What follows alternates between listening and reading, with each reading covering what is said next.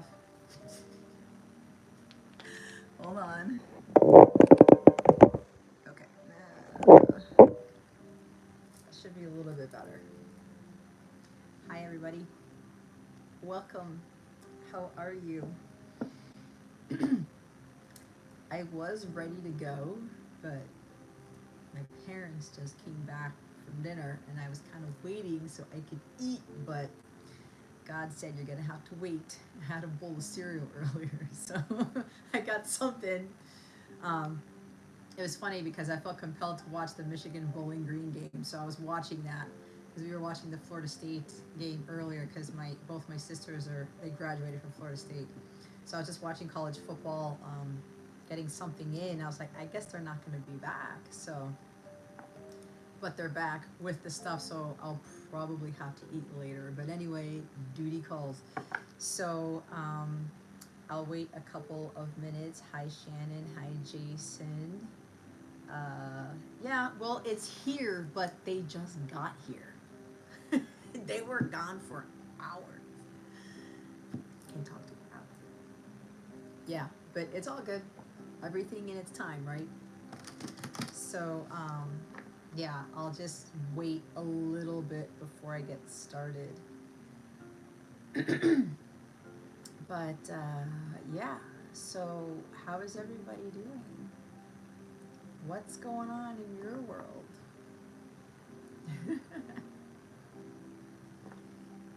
I'm telling you, it's been a fast month, hasn't it? It's been real fast. So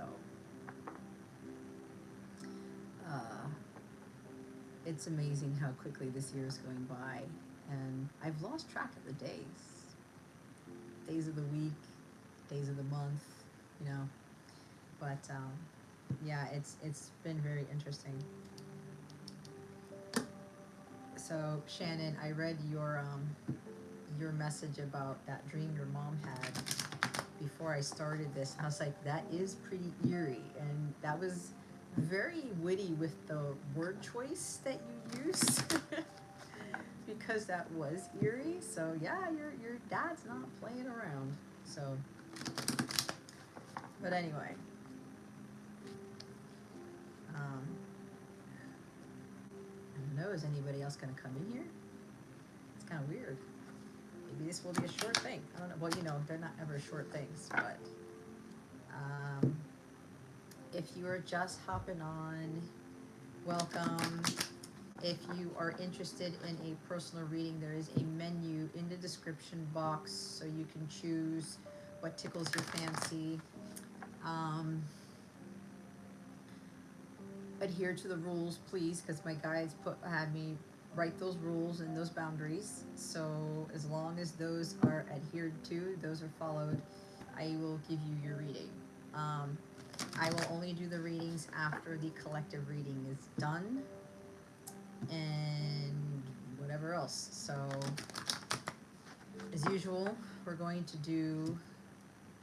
see what Holy Spirit and the archangels have for us, right? It's a collective reading. Take what resonates, leave what doesn't. For somebody else who's watching this, be honest with your situation.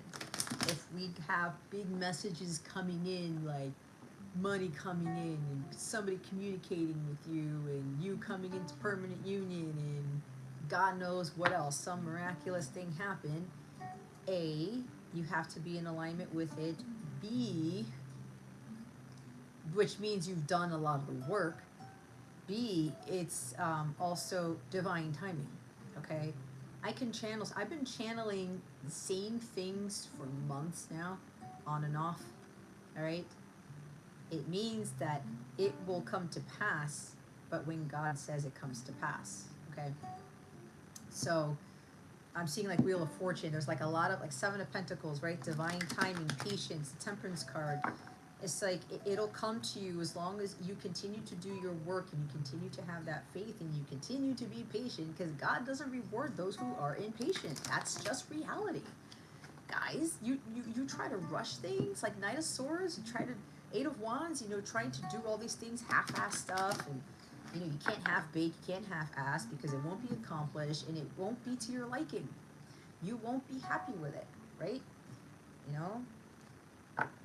So you gotta let that shit marinate. But anyway, yeah, so keep that in mind, okay? Because a lot of people, that's why this is dangerous.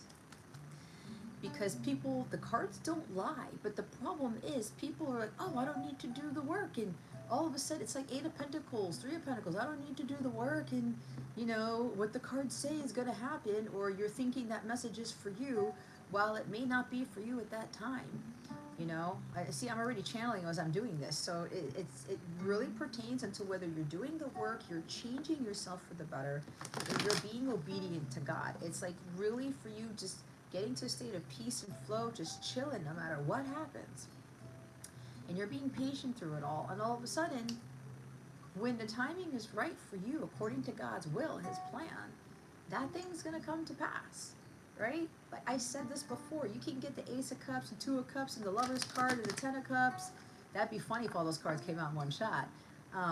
You know, all the aces or something. Oh my God, like that's wonderful. But it could be for somebody else, because if you haven't put in the work and you haven't aligned yourself with it, you haven't changed completely to align with that energy will just be sitting there waiting for you. You don't wait for it, it's waiting for you to change. All right, so let's get into this to see if I can maybe have, you know, like what did I say last week? Getting done, completing this live by around 12:30. I was not too far from it, but we'll see. Okay, all right, guys. Yeah, it was crazy, Shannon. All right, let's see. Holy Spirit, Archangels, Galactic Families, Pleiadian Sirians. Please reveal to us for our highest good. What are the messages we need to hear at this time? Wow.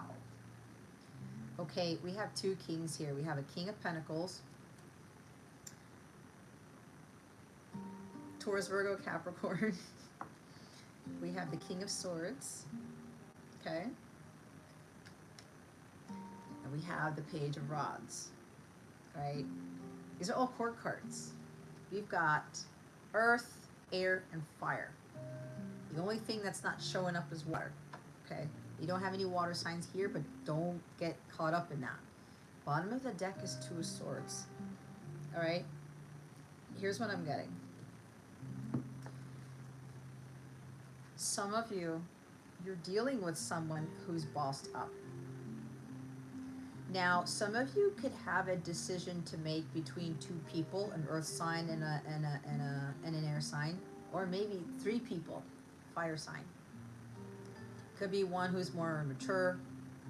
You have 2 other ones who are mature. They're masters of the universe. It's so funny because this King of Pentacles looks like He-Man to me.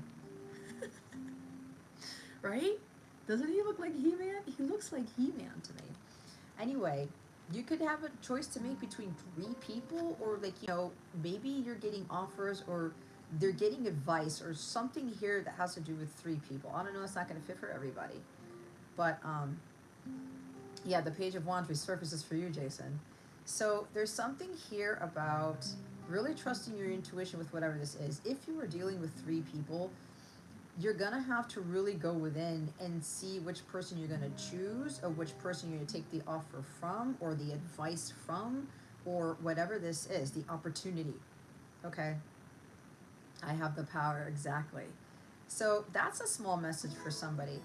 But it seems as though some of you are underestimating your own power. Okay? There's a lot here with regards to really being curious about what you can do in life, like what the potential is. Hi, Cody. That's so funny, Cody, because I thought you were going to be coming in at the end of this, which is what sometimes happens, but I'm not trying to say that you're late or, you know, you come in here at the end. But thanks for being here, by the way. I've been well. How have you been, Cody? Yeah, so it seems like some of you are kind of underestimating your own power, or maybe you're underestimating the power of somebody else. Because with these energies here, okay, it seems as though you're trying to think that you don't have the potential, that you don't have what it takes. And we have all core cards here, which is interesting. I don't think I've ever gotten a reading during the live where they're all core cards. So this is very significant. There's something about, you really leveling up. Now, it depends. It could very well be where you need to start taking those risks and taking a chance and start to be more open and honest with other people, following this spiritual path of truth and understanding what is really of value to you. Putting in the hard work with a project, a business, a publishing company, something with writing, something with teaching. Because we have the page here, uh, your week has been like a roller coaster. That's like the infinity symbol, right? Where I'm pretty sure you're okay, right? I'm pretty sure you're doing fine. Yeah, I'm sure you're fine. You know you're okay. So there's something here about this leveling up, okay? Or maybe you're doubting that somebody has leveled up because somebody who's very kingly could be coming your way. These energies of the kings here could be the same person for some of you, all right? Where you may be getting communication from someone, but if you're getting communication from somebody, you're getting it from a very mature, very honest, and trustworthy person, very devoted, very uh,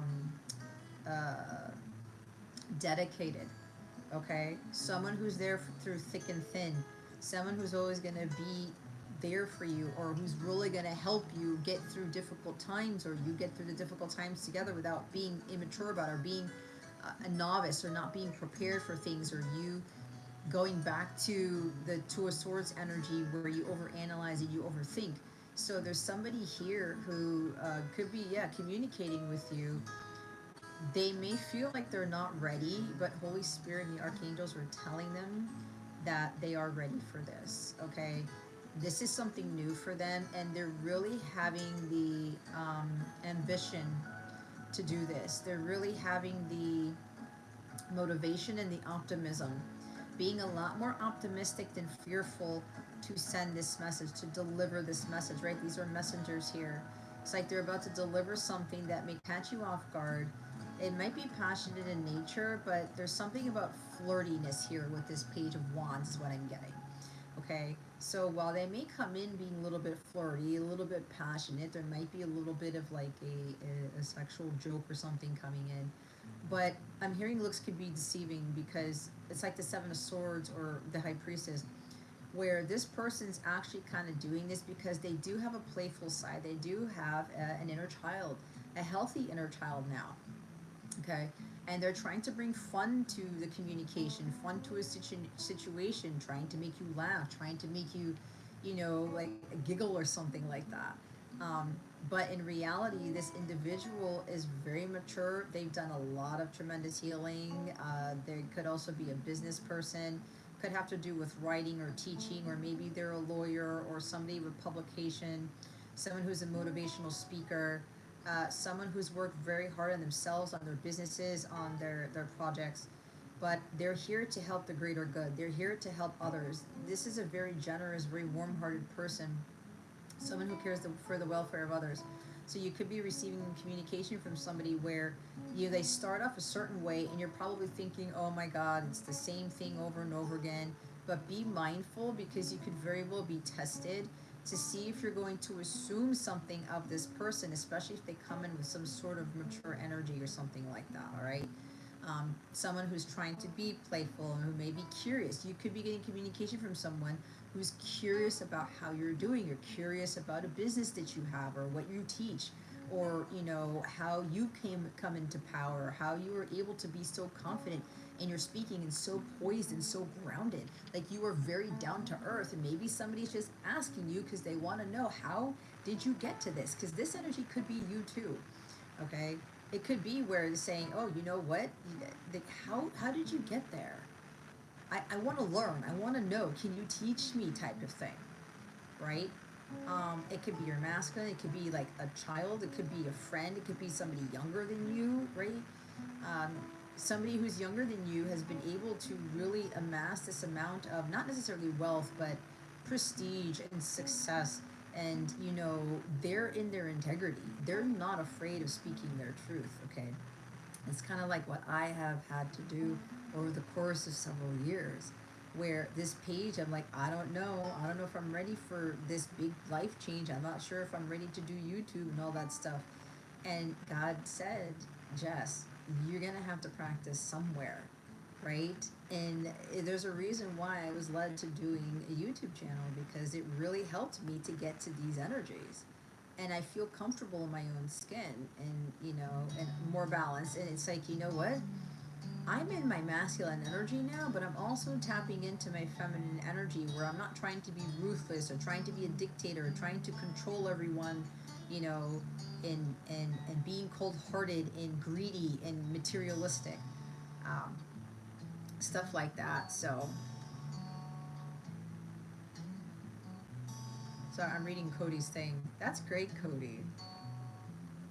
Well, keep doing what you're doing, okay? Maybe this is you, because you're leveling up.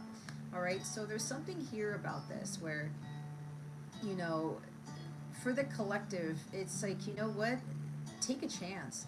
Take a risk on whatever this is. Like, go venture out there. Or maybe this is even about travel. Venture out there and see what you can do. All right? You can't limit yourself. And with that Two of Swords there, some of you, you're up in your head thinking that you don't have what it takes. You're limiting yourself. You keep stressing about, I don't know, if I make that decision, is it the wrong decision? If you're excited about it, if it's going to light you up, why not try it? Because if it brings you that type of vibration, if it really elevates it to that where the spark goes off, the light goes off, that means that that's for you. Okay, vibes don't lie. If it feels dark and heavy and it's like, I don't know about that, then it's not for you. It's not your truth. All right, whatever it is, there's also something about creativity. All right, trust in your creative processes. I know if you're a Capella member of mine, that was one of the healing readings we got for this month, so it's showing up. Okay, you're beginning to understand what you're capable of, but you can't get there, understand it, if you're not curious about it, if you don't dabble in it, if you don't explore, you don't, play around with something. Right? Kids are very curious, and you don't see them hesitating. You don't see them in Two of Swords. They just jump right in and do something, right? Or they go talk to somebody, whatever it is, okay?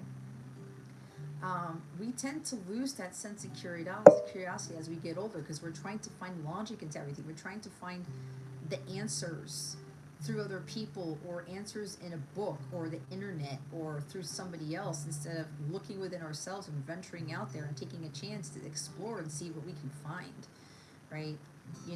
With this King of Swords here, it's saying, you got to be sharp about this. You're smarter than you think you are, and you're more capable of success than you think you are. So it's time to really step into star into your power, as I say, and see what you can do, because if you don't, you're not going to see what you're capable of. We all have to start somewhere, right? It's like the apprentice to become masters. you know it's like the squires before they become the knights. The squires learn from the knights, and then all of a sudden they end up preparing to become a knight themselves, type of thing, right?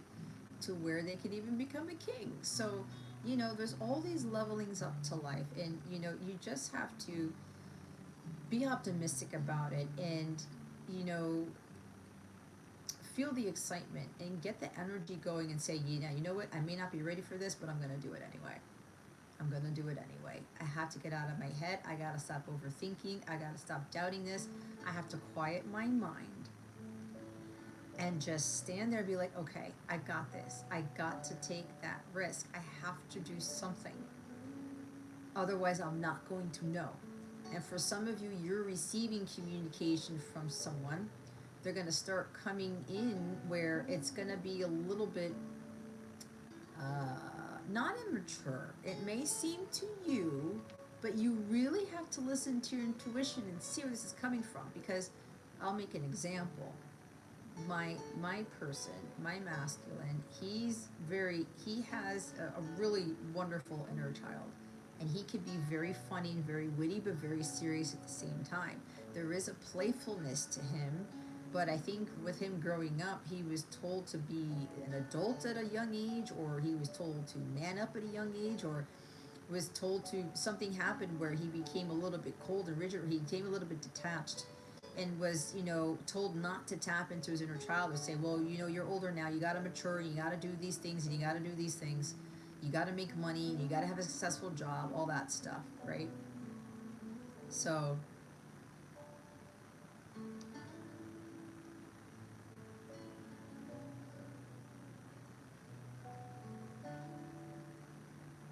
oh, it won't be too long before you get back into action. Well, you go at your own pace, Cody. You don't rush things, okay? Don't doubt yourself either. Um, so, somebody here may be coming in with communication, and it'll be a little bit flirty, like I said. And for those of you who receive this, in that Two of Swords down there is like, oh man, not again, or I don't know about this. Why is this person messaging me? Why is it starting off like this again? This could very well be a huge test, guys. God is always testing us, especially if it's your divine masculine who's coming back around communication. We've been getting bombarded with people coming back or people messaging you, right? So, just go with the flow with this, as long as they're not like being really insulting or degrading or being very very selfish with it, you're gonna know whether this person is doing that or not, and you should have discernment already with that King of Swords to determine whether this person's being really immature, and that's part of their inner child. We all have an inner child, and we have the right to exercise our inner child, because if we don't, we become very old crotchety people. Okay, we become too serious, and then life passes us by. That's not how God wanted us to live, okay? So this person may come in with this flirtatious nature, and they will communicate with you in a way that is a little bit stern, it might be rigid at the end, but they really have a generous heart. It's like they're all these three people rolled up into one. Sometimes they act, fun loving and excited, and it's like, hey, let's go try out this, adventurous. Another time they could be, okay, we got to be serious about that. Let's get to the point. Let's nip it in the bud. This is matter of fact energy. This is like, I got to be completely honest with you.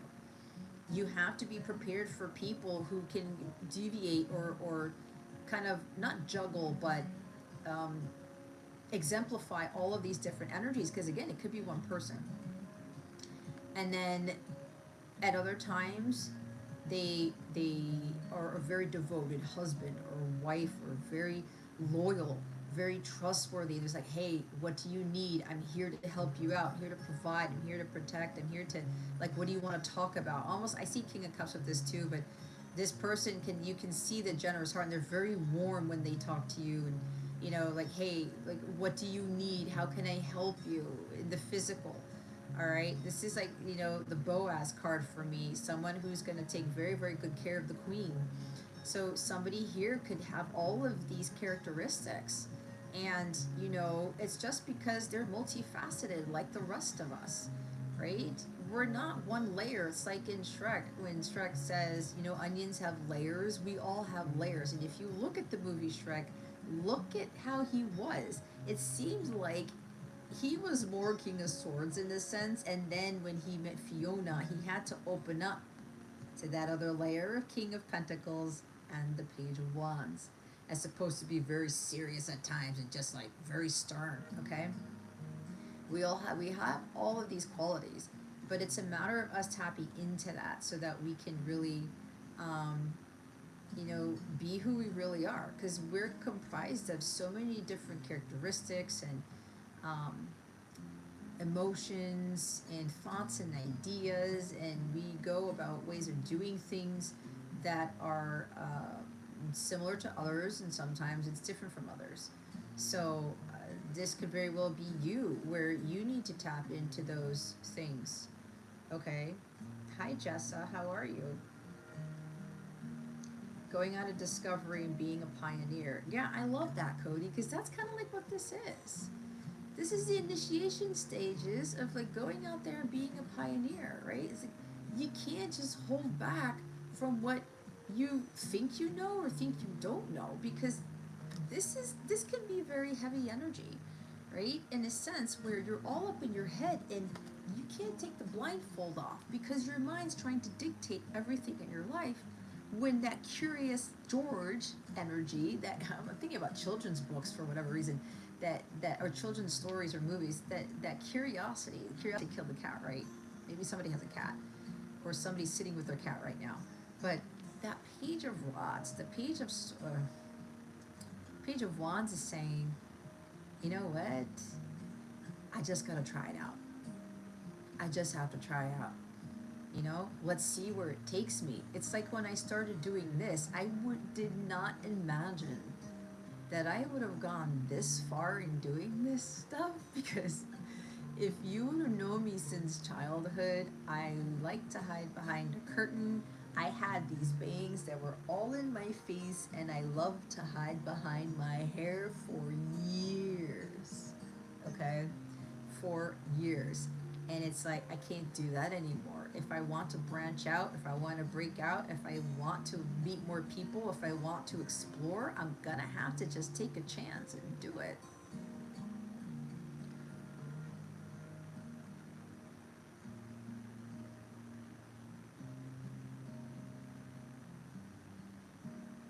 Yeah, you know, everybody goes through difficulties, right? We all have tough moments as a child. It's part of our learning process, it's part of our growth, right? Yeah, and I know, thanks for liking Jessa, by the way.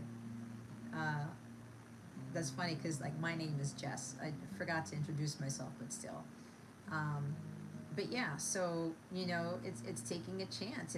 This could even be about, you know, going on travel or taking the opportunity. You may not feel ready yet to go after that thing that you want to do. Um, it could even be learning from someone, communicating with someone, say, hey, I want to learn from you. Can you teach me, type of thing, to help me to be more confident in my speaking? Because Page of Wands is also confidence and determination. It's having the courage to do something, right? So some of you may be presented an opportunity where you're just going to have to take the opportunity and run, and have that courage to say yes, or courage to go through with it. Um, there's an interesting message here about, uh, like, working with somebody or taking a chance on taking a class, working with a teacher, an advisor, you know, someone who's, they tell you the truth and nothing but the truth, okay? They tell you how it is. This is cold hard truth. This is blunt truth right here.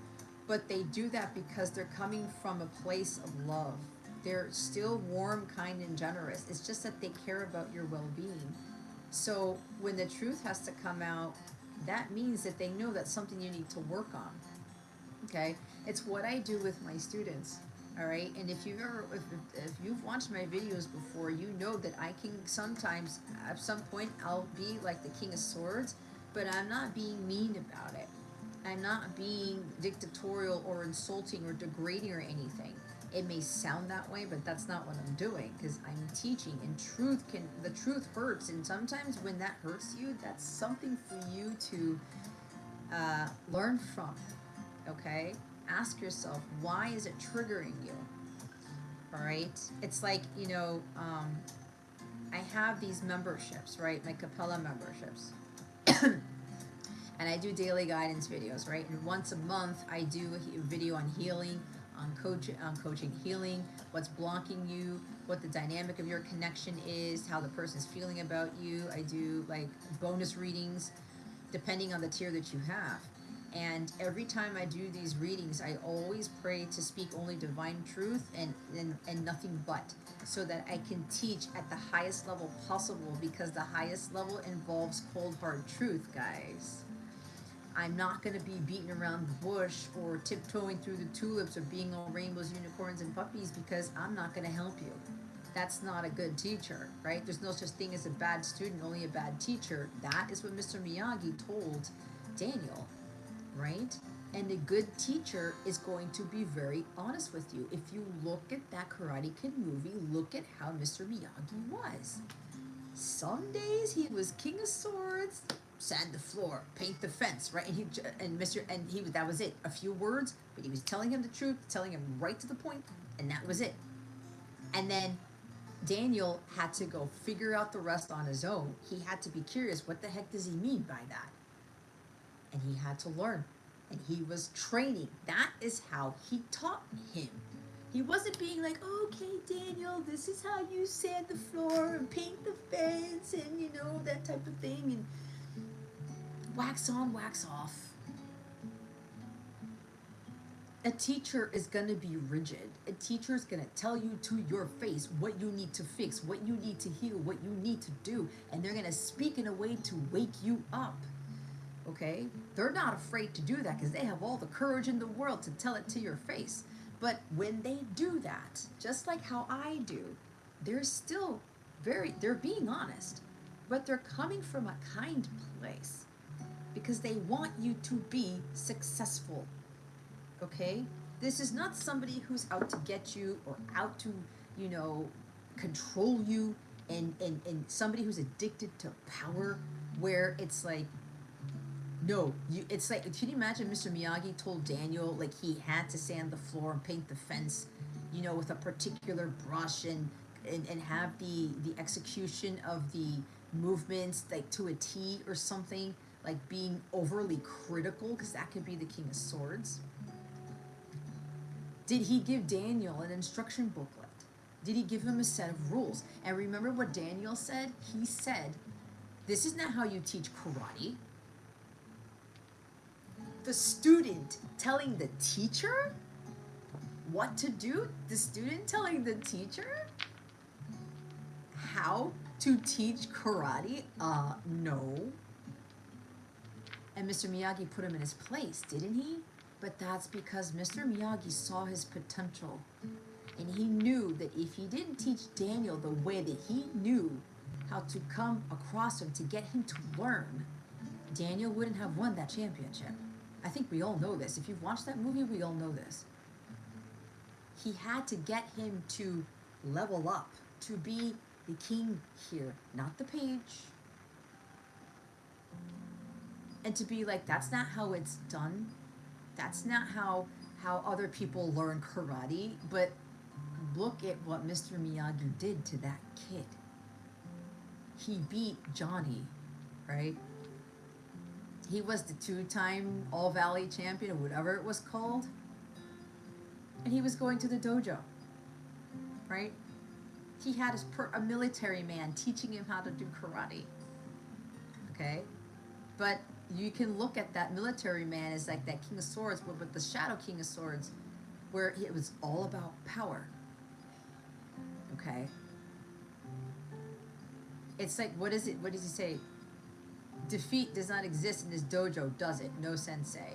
Pain does not exist in this dojo. All he was concerned about was winning and like just being the most powerful person on the mat. That is not intelligence. That is not truth. That is not of the highest vibration. That's actually lower vibration. Because when you do that, you're going to cause yourself a whole world of hurt. So there's something here about, you know, really learning from other people. Thank you, Cody. That means a lot. I appreciate that a lot. So yeah, it's like, and I've said this before, when my masculine had to be King of Swords sometimes, he had to tell me what I needed to hear, not what I wanted to hear, because I wasn't going to learn. I wasn't going to grow.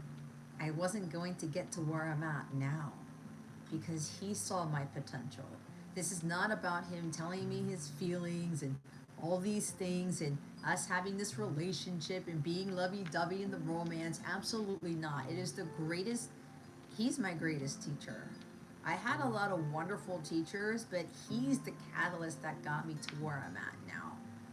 Because I had a huge fear of public speaking. I wanted to hide all the time. And when I did speak my truth and I did speak my piece and I got challenged, I went back to that page energy.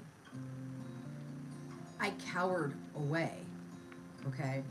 I shut down and I started to mistrust my own self. I started to doubt. I started to overthink. Oh man, was my intuition wrong just because somebody told me I was wrong? Just because somebody told me, oh no, Jess, that's not how it is, or no, you need to do this and you need to do that instead. That's not what we're gonna do, right? This is doubting your intuition, not listening to your inner guidance, because your thought processes are all over the place, which causes you overthinking and the second guessing. And then what are you doing? You stop yourself from moving forward. You stop yourself from realizing your true potential.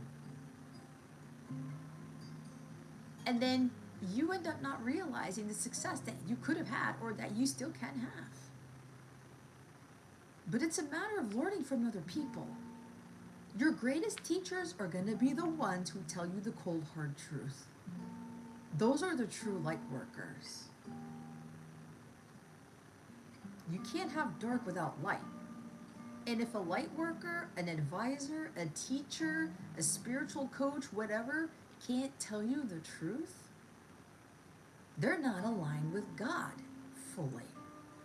Because being in truth, divine truth, is being fully aligned with God, or the divine, whatever you want to call it. And you know what's funny? I have to say this because I was watching Leo King's spiritual dance music for Newman and Virgo earlier today. And it was a pretty awesome moment because that was his first spiritual dance music as a father. And he said something, and I didn't have a chance to research this, but he said something about people who cuss, but I say curse. They're actually more honest and trustworthy and truthful than the people who don't. So apparently there's some psychology studies or something who talk about those who are cursing, like speaking like a sailor sometimes, that they're really coming from their true authentic selves, because there's a whole other thing about how people cursing, right? That it's the wrong thing to do. You shouldn't be saying those things. And I know usually in practically everything that I do, I have some sort of expletive coming out or some sort of dirty word or something. But if I held myself back from that, I'm holding Jess back. That's the last thing I want to do, right? If I'm not going to be my true authentic self, I'm out of alignment with God, and which means I'm out of alignment with what is really due to me. And I don't believe that God is going to cast me down, or anybody else for that matter, because there's a curse word flying out of their mouth. It's a word. All words sound the same. You can just have a different inflection in it, right? But in reality, it's a word. The emotions carry more energy than words. Okay? It's different when I tell you with the Page of Rods and the King of Swords and the King of Pentacles, when I tell you, you can fucking do this. It's different than when I say you're a fucking retard, right? How did you feel when I said either phrase, guys? When I said you're a fucking retard, my heart sank and I felt this uneasiness in my belly. And I know that that is not what I should be saying or what anybody should be saying. Now, we have that thing about sticks and stones might break my bones, but names will never hurt me, right? We do have to grow a backbone with that. But when we're teaching, when we're expressing ourselves, it's different if I'm going around calling people fucking retards as opposed to you can fucking do this. That's passion behind it. That's who I am as a person. For some of you, it could very well be that. Are you afraid to go around speaking that passionately and speaking the truth, speaking what's really on your mind? Because with this Two of Swords, it's kind of like, I don't know, man. I don't think I should be saying that or doing that. You can totally be King of Pentacles and be all awesome and kind and generous and helpful and loyal and devoted and be this wonderful husband or wife or whatever. You can be like an excellent father, whatever, excellent mother, and you can still curse. It's not a bad thing. It's how you utilize those words is the difference. And some of you will be thinking, oh, well, that's not of God, or that's not like, nice or something like that. Is that what God told you? I know that's not what God told me, and I did have a little bit of a reservation about that, because I heard people talking about you're not supposed to curse and say bad words and say these things. Ooh, God's gonna strike you down, or God does not like that. If God made me that way to say those things, Am I going to be disobedient? If God made me that way, to be that passionate and to speak those types of words, to speak in the manner that I do, I've come a long fucking way to get to here, believe that. And for those of you who've watched me since the beginning of my channel, and since I started out my channel like 3 years ago, whatever, I'm pretty sure you've seen a big difference. A huge difference. That is a huge success in itself. Yeah, and Jason said, it's all in the energy behind it. True teachers and true light workers and those who are really supposed to get people going, get them motivated, they gotta have that energy. They can't be boring. They can't be mousy. They can't be sitting here, hey guys. And I've said this before. That isn't gonna rev anybody's engine up. So there's a whole bunch of messages going through with these things, guys, because it's a matter of you understanding yourself. Like, hey, you know what? I gotta start working towards really understanding who I am, and I'm not being afraid of holding back from that. And kings don't give two shits about what anybody else says. If you feel that comfortable, if you feel completely content and blissful and at peace with yourself, how you speak, how you teach, how you view money, how you give,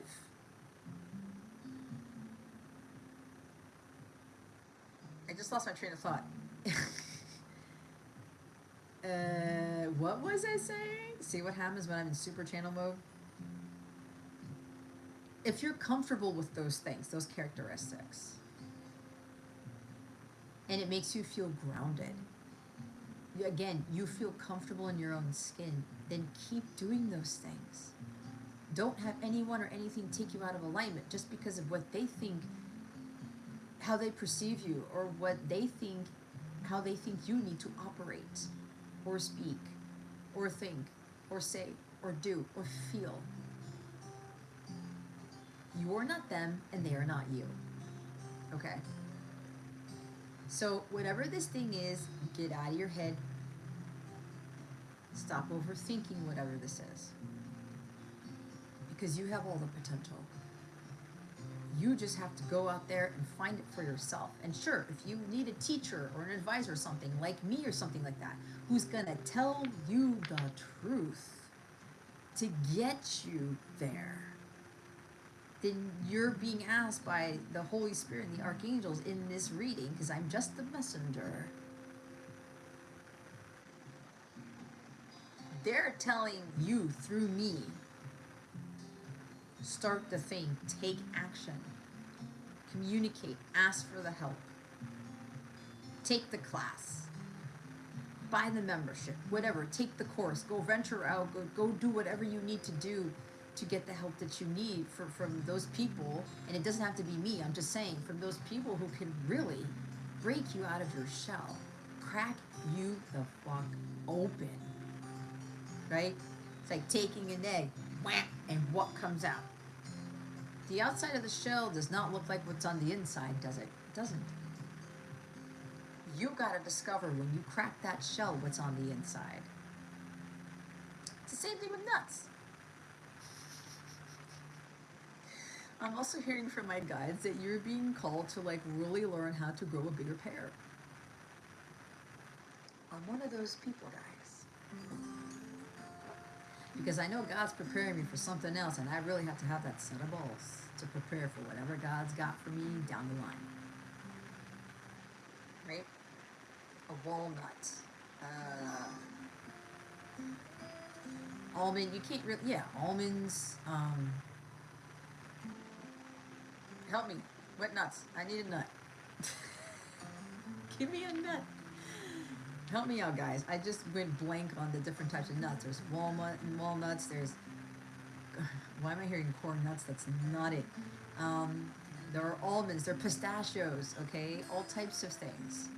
When you crack open a pistachio, it's a green nut. When you crack open a walnut, what's there? It's brown. You get the point, right? Peanut. Thank you. You see with peanuts, right? When you see the outer shell, it's pretty big, right? But the nuts inside the shell is small. Not that I'm saying when you crack open your shell that there's going to be a small nut.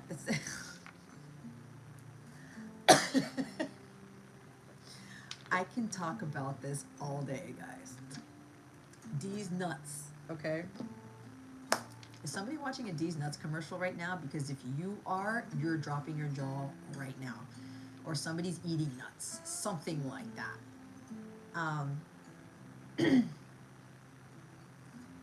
Yeah, see, your mother's side of the family, it's wrong to cuss and they're very strict. I can see that. I can totally see that. Yeah, you have to be your authentic self. Hey, Cody knows of the Leo King, but yeah.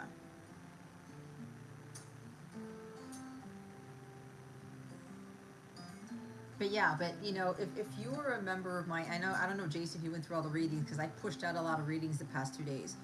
But, and there's another one coming, by the way. I did the dynamic between you, your person, the energies of your person, the energies of you, and the relationship. Okay, I recorded that before this live, and it's uploading right now. So for those of you who are my paid members already, that reading is about to be posted to my web server.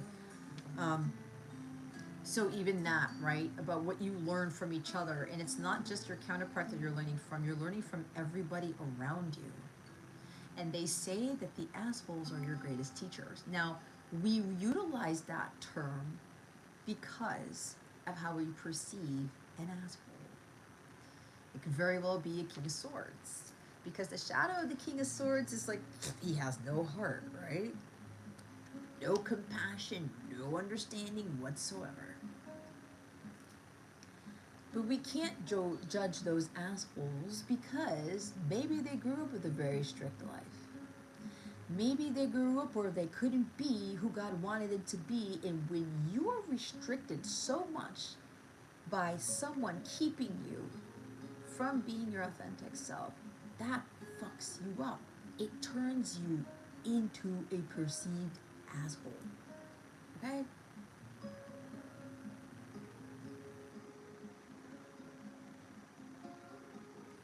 You don't really know what that person went through in life. You don't really know what their upbringing was like. Every person that got put on this earth had a heart of gold. Some people still maintained that. Others didn't. There's not one person on this planet where God said, "Thou shalt be an asshole." That's not what he said. That is not what he said. God does not create assholes. Society does. The enemy does. The devil does. Childhood can do that. Other people can do that. Not God. So, for whatever reason I'm saying this could be very well for some of you to start watching what you say or how you perceive people and calling them those things. Because you know what you're doing? You're calling God an asshole. That's what I was just told by God. Because God made that person. Calling them a dick, calling them an invalid, and calling them a piece of shit, whatever. This is why I was talking about derogatory terms. Watch what you say. Because when you cast those words out to that person, or even a narcissist, guys, cheater, liar, the devil's the liar. The devil's the cheater. The devil is the asshole, so to speak. So whenever you're blurting that stuff out to somebody, guess what you're doing? You're calling God that, because that person that you're saying that to was created by God. I don't feel for 1 second that people are truly evil. It's how we perceive evil, but there's also, we have to understand that they weren't born that way. Certain circumstances, like I said, childhood upbringings, whatever it is, even in their chart, their birth chart has caused them to be that way. But God created them nonetheless, did he not? Or even calling somebody an idiot. Right? Now, I mean, you can be a little bit playful with it, but when you're being very serious about calling somebody some derogatory term, you may want to check yourself before you wreck yourself. Or assuming things of somebody's character. Because you don't know everything about them. Right? So that's a message for somebody else in itself. But with that being said, here's the other part of this. Because for some of you, you're going to be these powerful leaders, okay? We have two kings here. We have all court cards. So you're going to be in a place of power, ruling a kingdom, whatever that means for you. And people are going to think of you that way because of how you speak, how you present yourself, how you teach, whatever this is, what you write. It's like harsh criticism. This is what this new moon in Virgo was trying to get us to watch out for. If you watched my new moon in Virgo reading for the Divine Masculine, Divine Feminine, I talked about that at the beginning of the video. If you haven't watched that video, I highly recommend that you take the time out to watch that new moon in Virgo reading that I did. You're going to learn a lot from that. And my guides were telling me I want to start doing those new moon and full moon readings, and starting by reading that book that I have, that I found last week in my belongings when I shipped down my stuff from when I moved from Maryland to Florida. There's constructive criticism and there's harsh criticism, right? The constructive criticism is what I talked about Mr. Miyagi.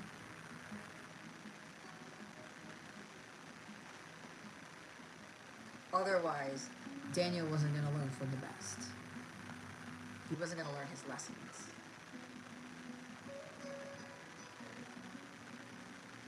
Yeah, so Cody made a good point.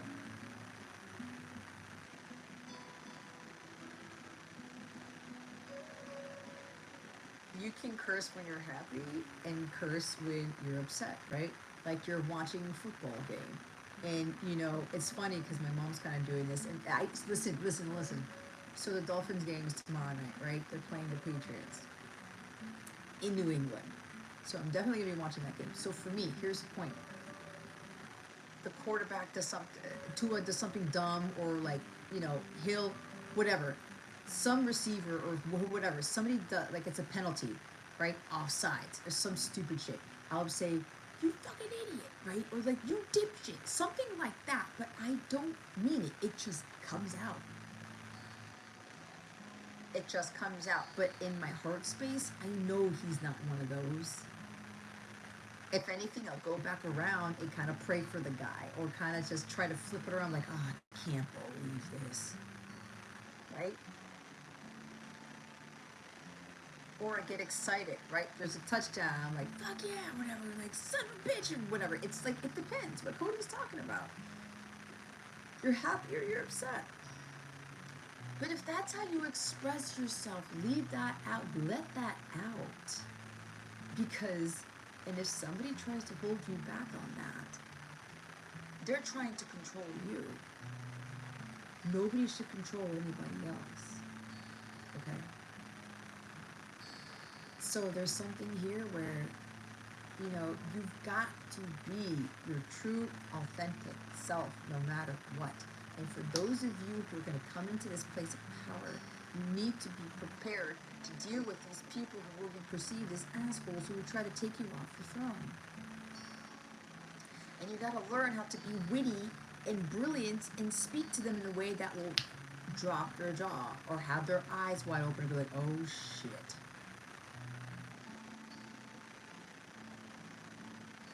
It's like when somebody put a comment in one of my videos and said, some people said I talk too much. Some people said my intro was too long, or I was supposed to do this. He goes, you should be watching the people who have millions of subscribers and who do this and who do that and who have shorter videos, because they're successful and you should be learning from them. Something along those lines. And I said something to the fact where, or even when I'm channeling, right? When people say I talk too much, I was like, oh, thank you. I'm actually channeling, not talking. I take pride that I'm able to connect that closely to the higher realms. And if they trust me with all that divine information, I'm going to disseminate it for how long it takes. Because if I have a lot of messages to give, that means that I'm super connected to them up there. It means I'm obedient. It means they trust me with the information and they know that I'm not going to sugarcoat it. And with the other person who's telling me to like watch all these other channels and compare myself, I said, well, you know what? I'm not them. I'm already a success because I'm doing God's work. I'm doing what God called me to do. I'm not going to change myself for anybody. Okay? And I know my readings are long. And I know some people think that I talk too much, but guess what? That tough shit, because that's on them, not on me. You can't sit through one of my videos, that's not on me, that's on you. You don't have time, that's on you, not on me. How do I have any control over your life? If you were led to something, and you can't sit there and watch it, but you know you need the guidance, and it's like, oh, there's truth here that I really gotta listen to. I can't help you there. If you can't sit there and listen, I can't help you if you have a hard time dealing with the truth. That's a trigger for some of you, because you gotta start realizing that that guidance is supposed to get you to someplace better.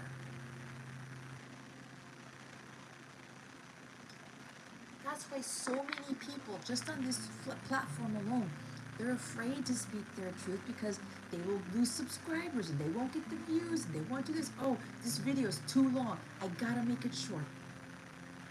That's not me. Because if God said, you're gonna say whatever we need you to say, and when you're done, you're done. It's the same thing with these lives.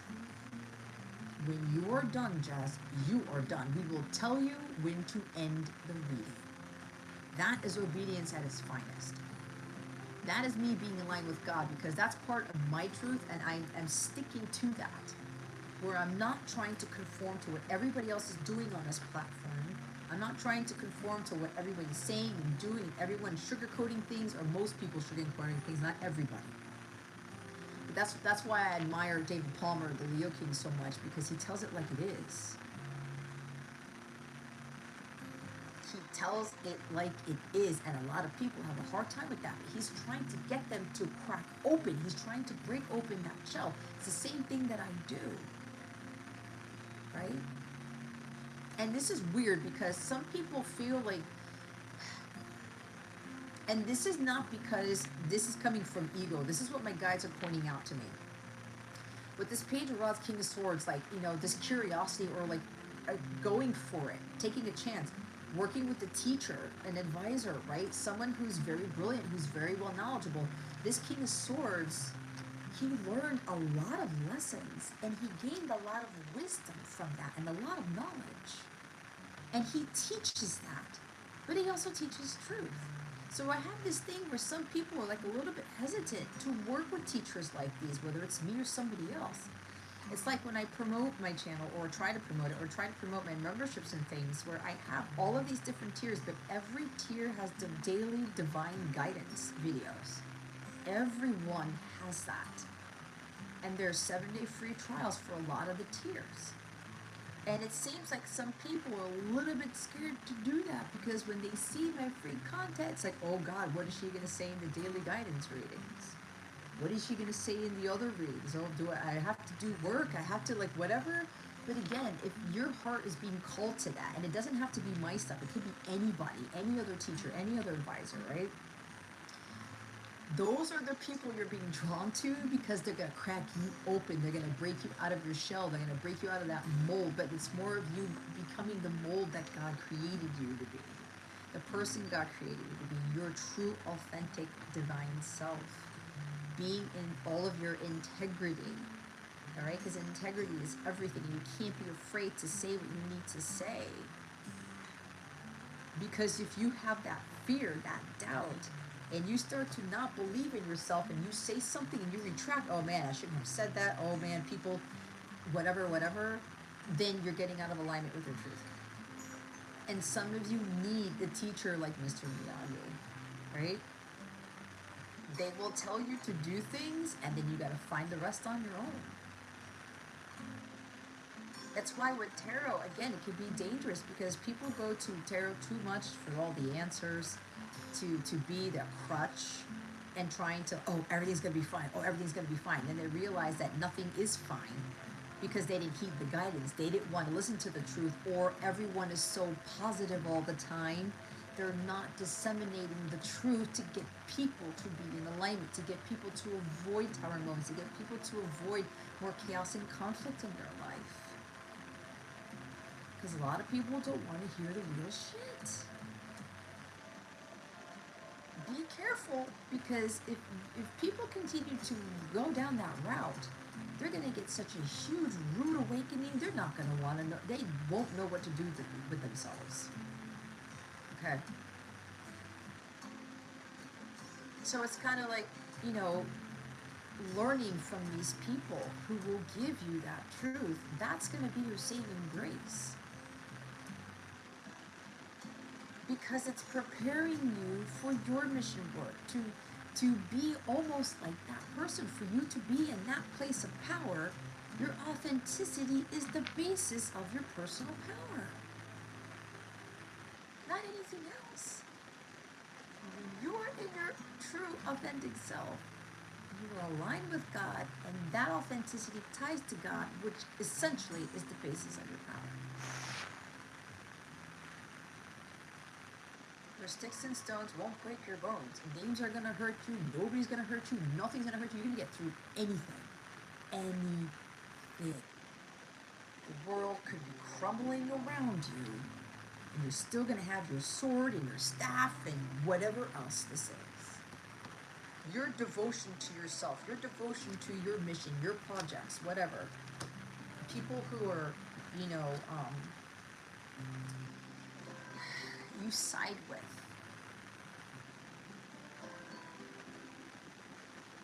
Yeah, Jason, there's no growth. We steer our own ship within God's path. And it's not just readers either. There are other motivational coaches, or other coaches, or other advisors, right? It can even be with money, real estate, whatever. Tax advisor. You don't know. It could be any advisor, not just a spiritual one or a tarot reader. It could be any teacher. There are even teachers in education who don't want to hurt people's feelings. We're creating cowards. That means that there will be so much fear in those people, they will completely fall apart. When I talk about being cracked open, there will be no peanut on the inside of the shell. There will be no pistachio or whatever. There'll be nothing. That is more dangerous than anything. They will feel empty. They will crack, and they will stay cracked. And they won't try to put the pieces together again like Humpty Dumpty.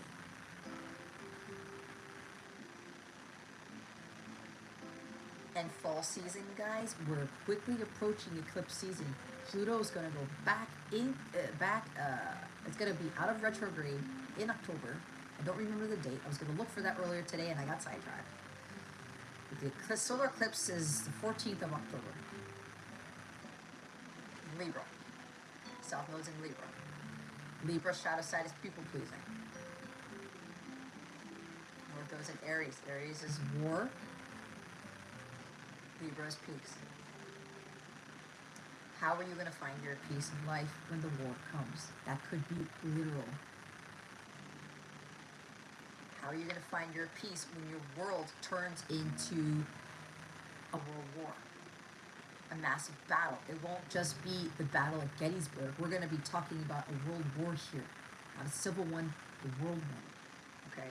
And if you end up having one of those worlds within your own self, you will completely fall apart.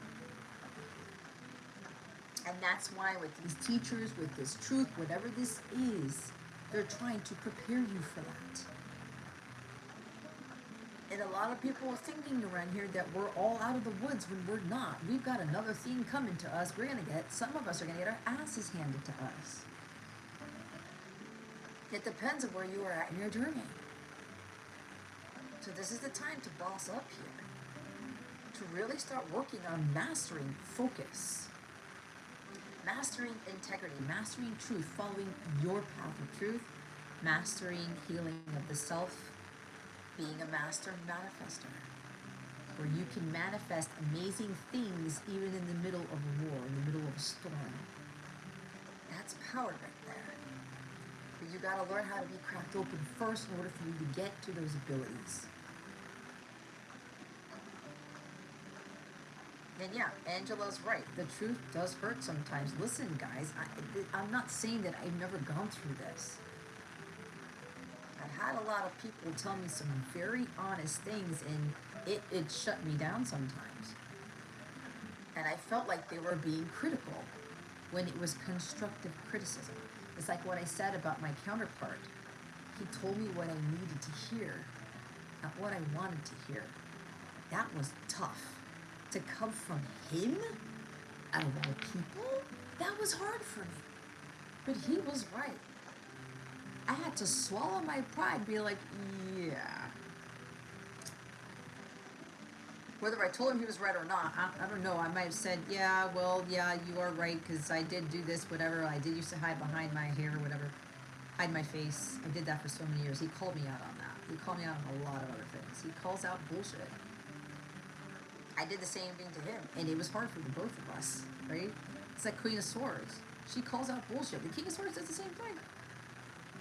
They don't fart around with the truth.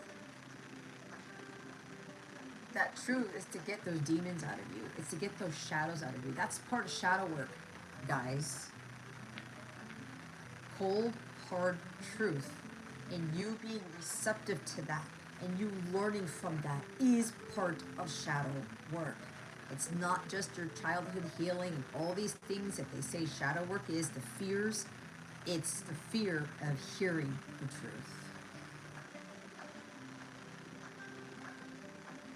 It has to be said, because that is divine truth. It is the light of God.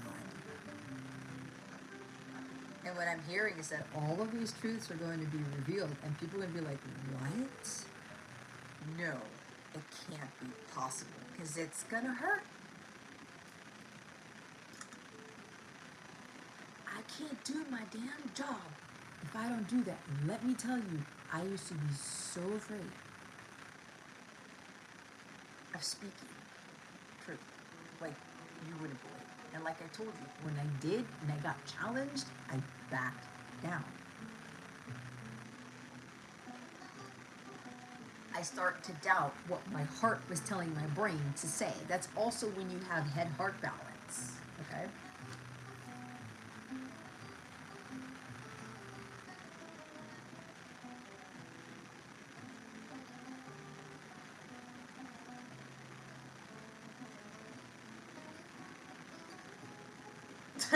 Cody, I'm reading your thing.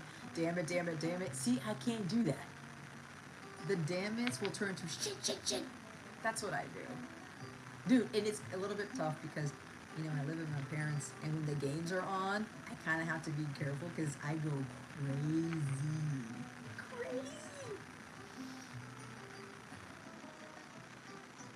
I mean, football season is the best. Angela!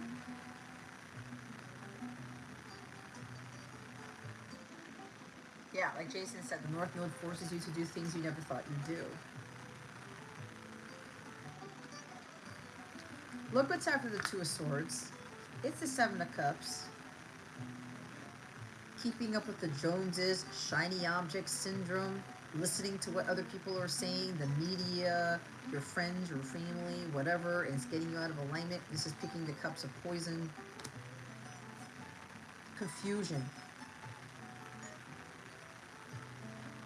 If it confuses you and it causes you to doubt and to overthink, and your mind is racing with these thoughts, and you have all like, what?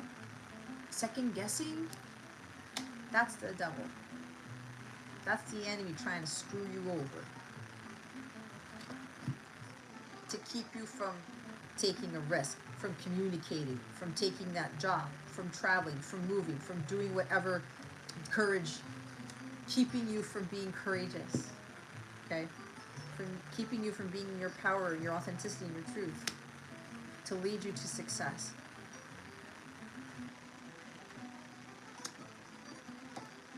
Doing what you love to do, what lights you up, what you get excited about,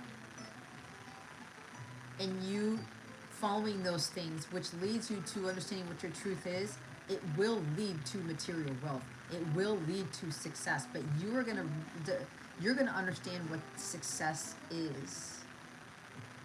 Okay. You're gonna redefine success for you.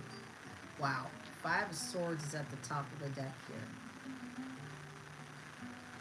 Negativity, negative environments, other people trying to strip you of your truth, of your swords.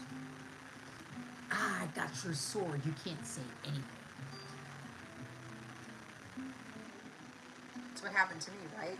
When I would say something of truth or stand up for myself or whatever, and somebody would challenge me, I would give my power away and hand them my sword of truth. It's like when you forfeit. Now I'm getting that the 5 of Swords is also forfeiting. Forfeit.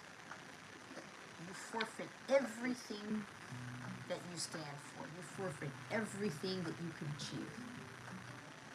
And you let other people take your swords away. 5 of Swords is also taking the high road sometimes.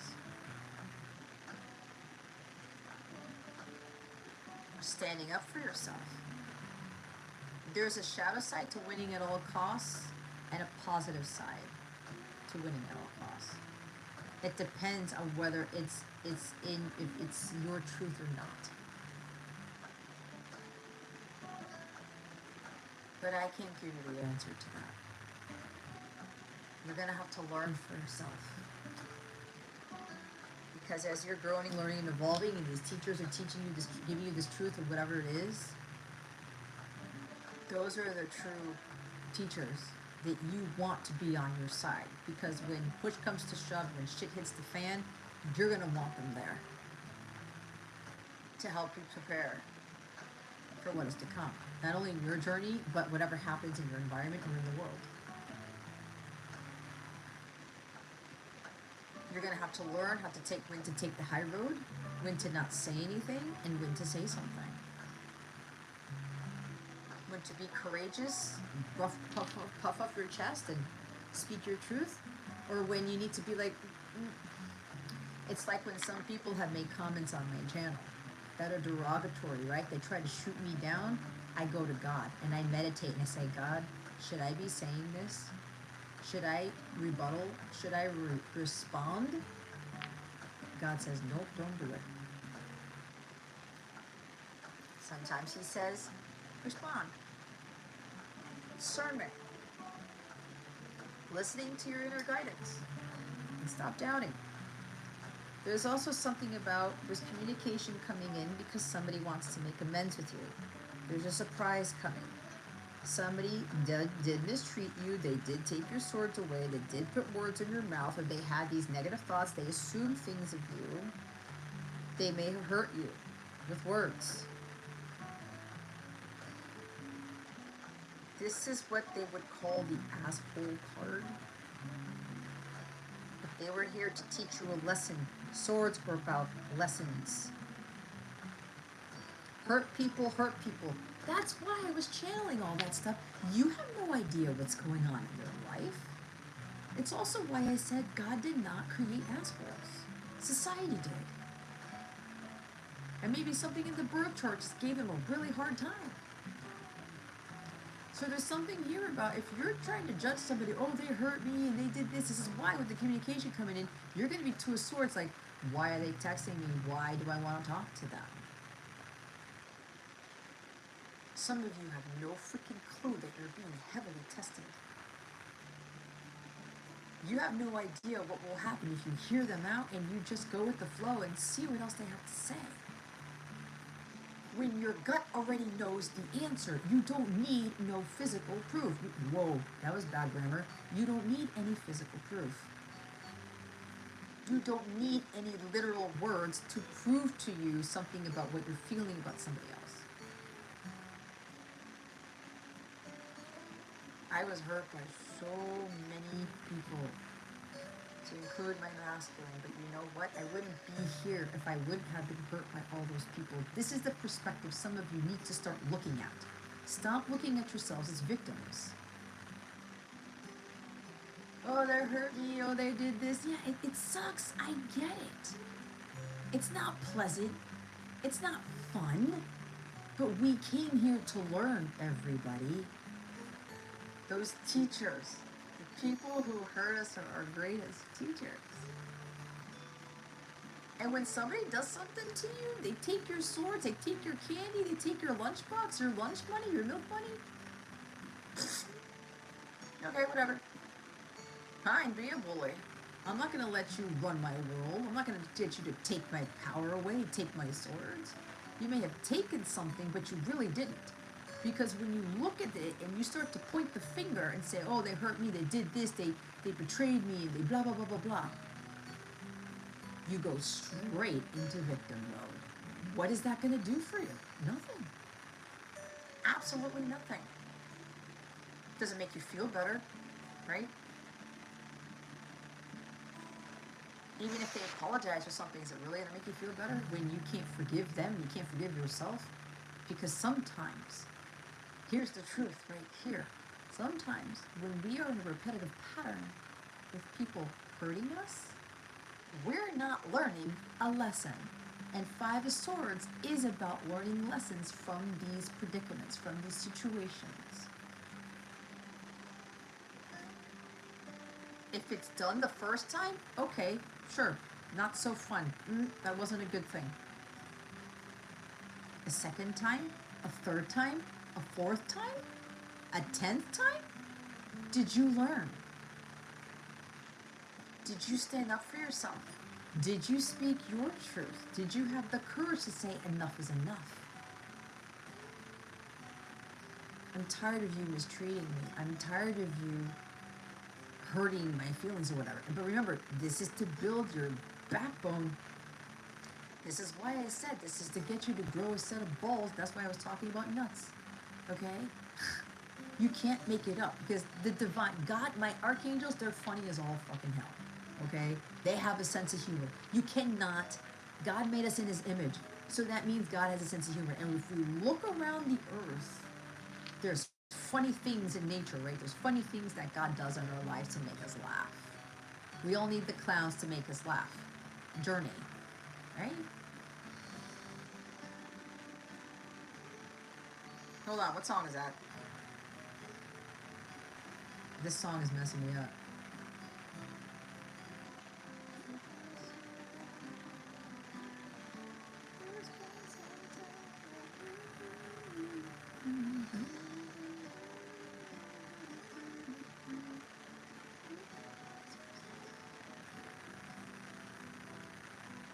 I think it's Faithfully, isn't it?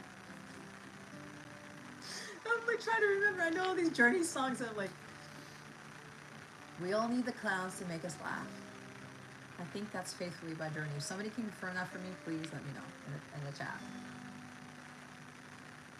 So, listen. And I'm going to say it as it is. Because I've seen a lot of this on so many platforms. They hurt me. They screwed me over. They betrayed me. They treated me poorly. They don't get the time of day. They did this, and I'm tired of it. Blah, blah, blah. Did you say something to them? There's two sides to every story. Did you have the courage, the confidence to puff up your chest and say, hey, you know what? You can't treat me like this. This is bullshit. If you're going to continue to do this, I'm done. I'm walking away. But you walk away with still having love for that person, because if you are a true divine person, you will know that that's not who they really are. Because God did not create assholes.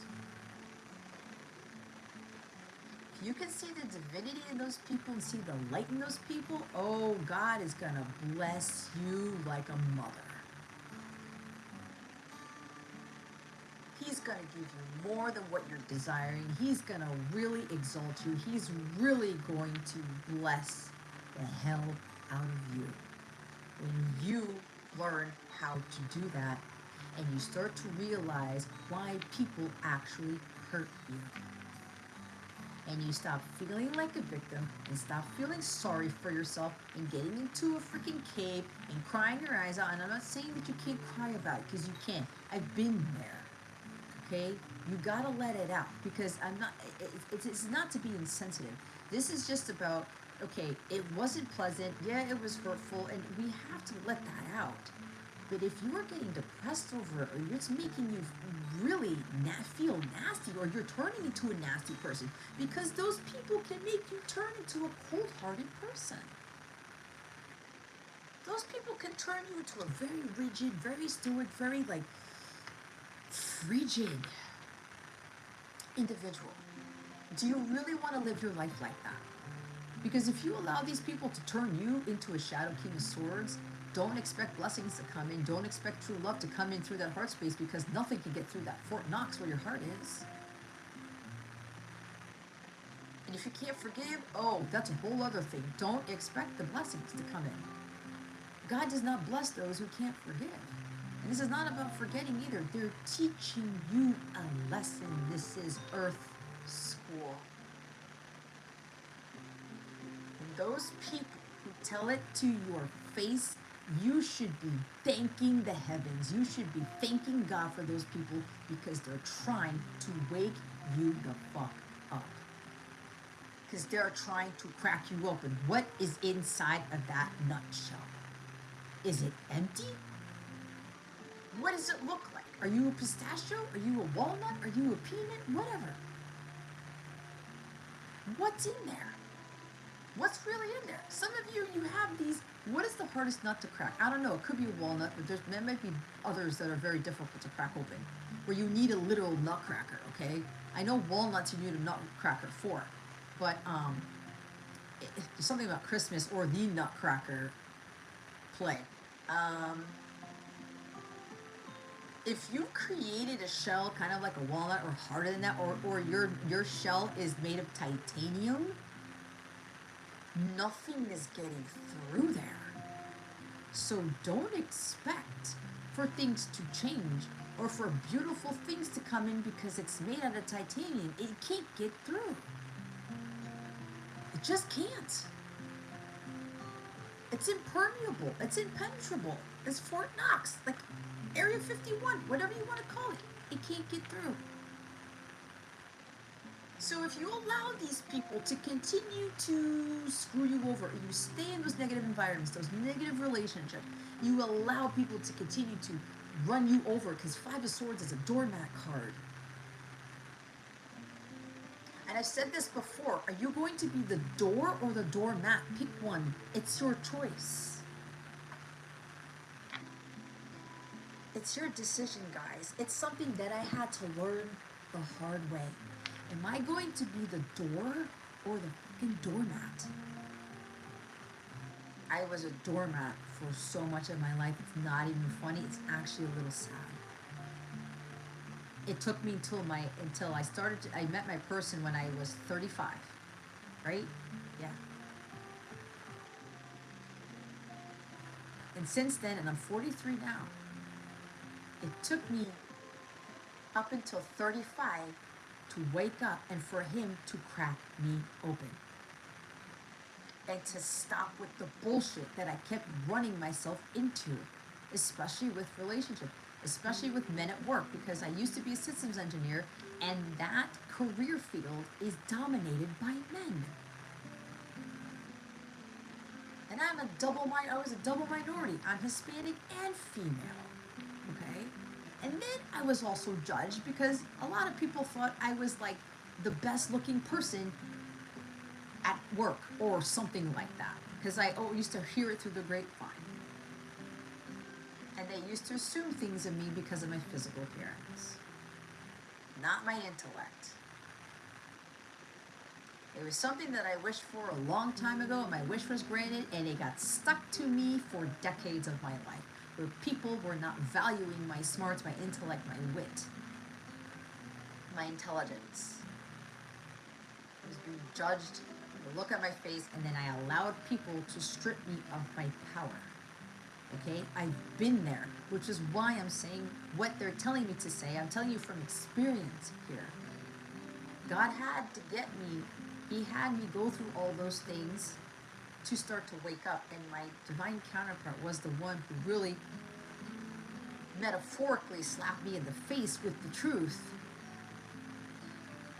to eventually get me to stop acting that way, behaving that way, being the doormat instead of the door or door frame.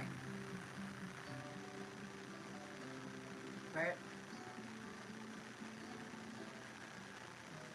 I'm like, I can't be trampled on anymore. I can't keep holding back my power. I can't keep acquiescing, forfeiting. This is why, guys, we have these relationships with people where they hurt us. And then over time, when somebody tries to do something, like those people who are making those derogatory comments on my YouTube channel, comments on my videos, the old Jess was non-existent. She's been dead and gone for years. And it took these assholes, it took these difficult people, it took these Shadow King of Swords, these hurtful people to crack me open. Because I wouldn't be saying these things the way I'm saying them now, and I wouldn't be doing what I'm doing now if it weren't for those people. So as I said, God is asking you to be grateful for those people. A lot of you who dealt with a lot of these people, because you're here to learn lessons from them. Again, this is Earth School. This is not rainbows and unicorns and puppies and, thinking that we're in the kumbaya world. But you know what we're trying to do with these people that God brought to us to get to be the doormats, or to get us to be hurt or betrayed by or mistreated by?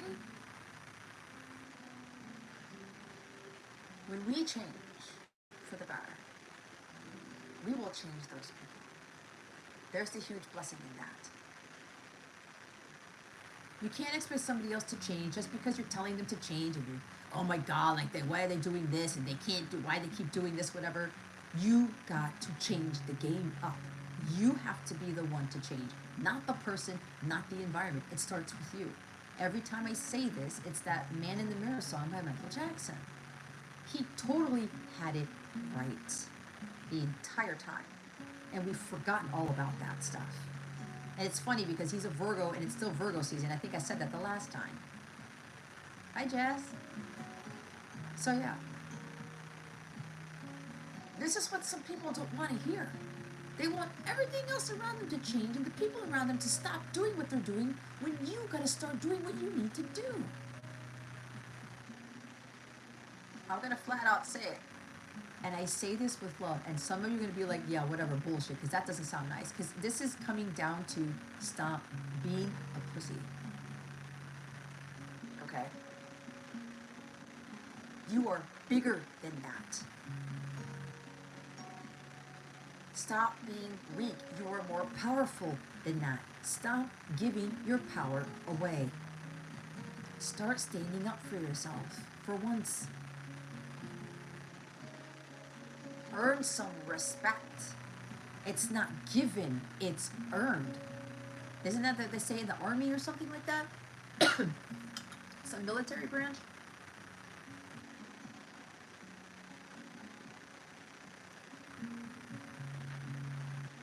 Everything is earned. It's not handed to you, it's not given. It's earned. If you don't have any respect for yourself, don't expect people to respect you. If you keep giving your swords away, your power away, don't expect anybody to really back you up or kind of, side with you on things.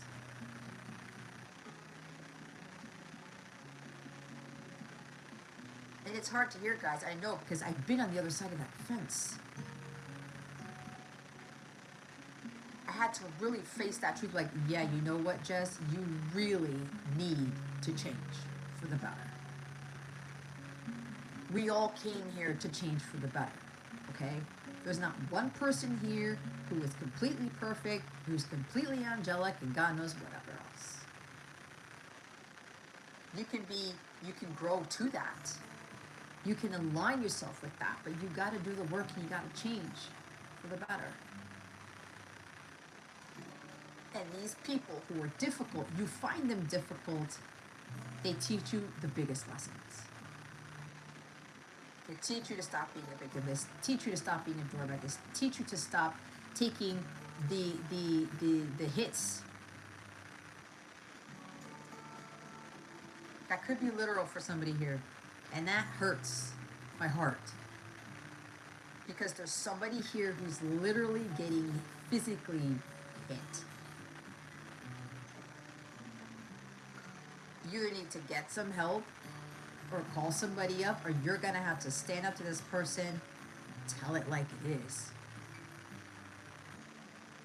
If you need to muster up that courage and talk to that person, whoever's abusing you, because, oh, thank you, Holy Spirit, this is abuse. Mental and verbal, but it could be physical abuse. You may be literally getting threatened with swords or kitchen knives or hit with knives or something.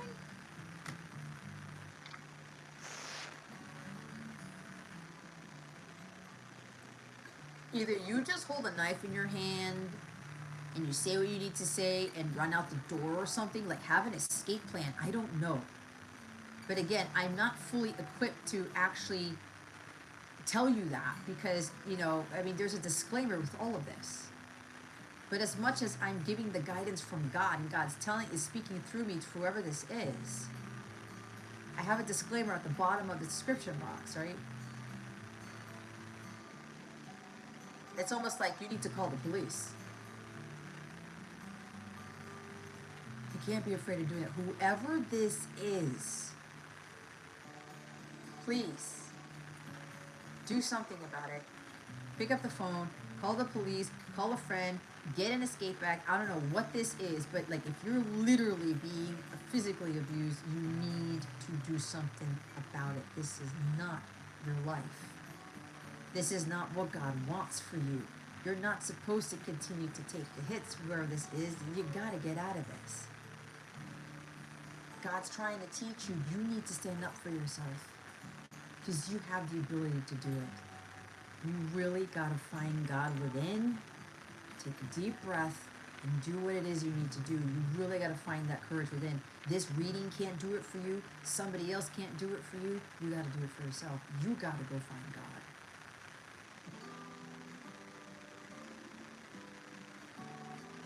And if you're getting verbally abused, mentally abused, emotionally abused, you put an end to it.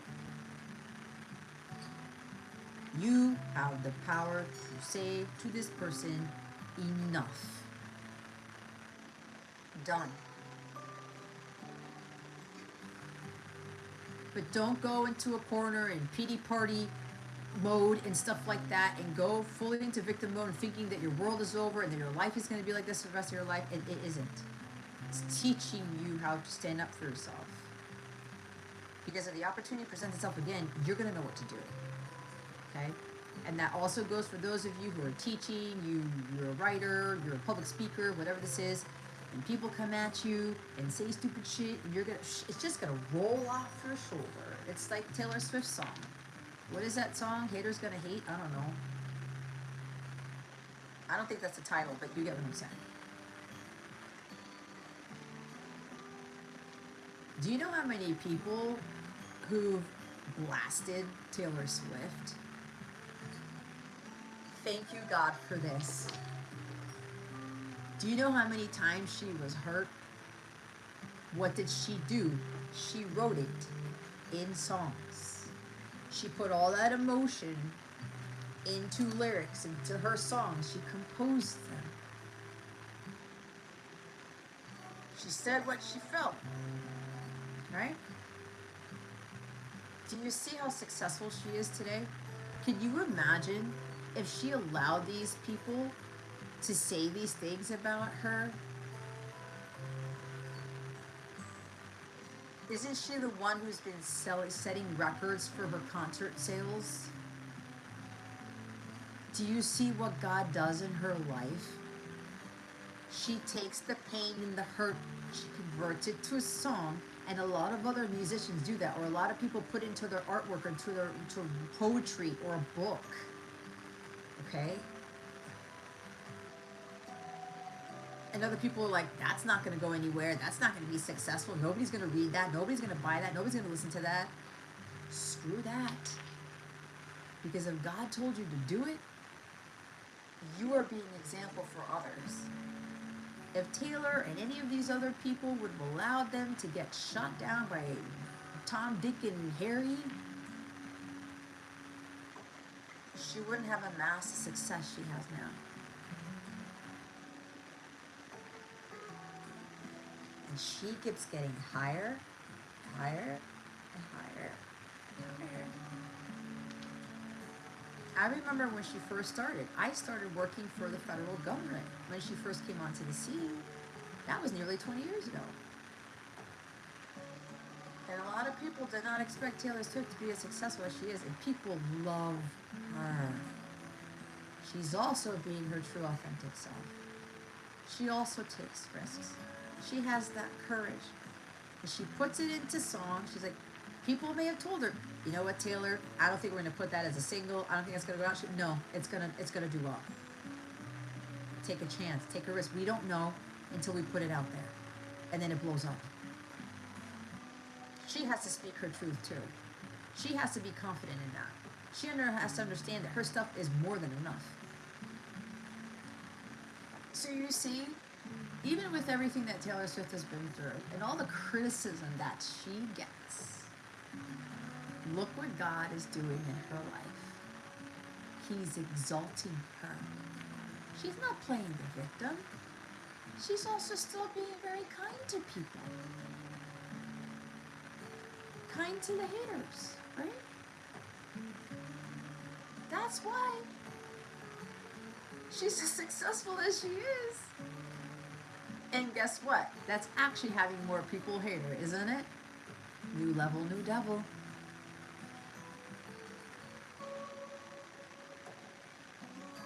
But she's staying true to herself.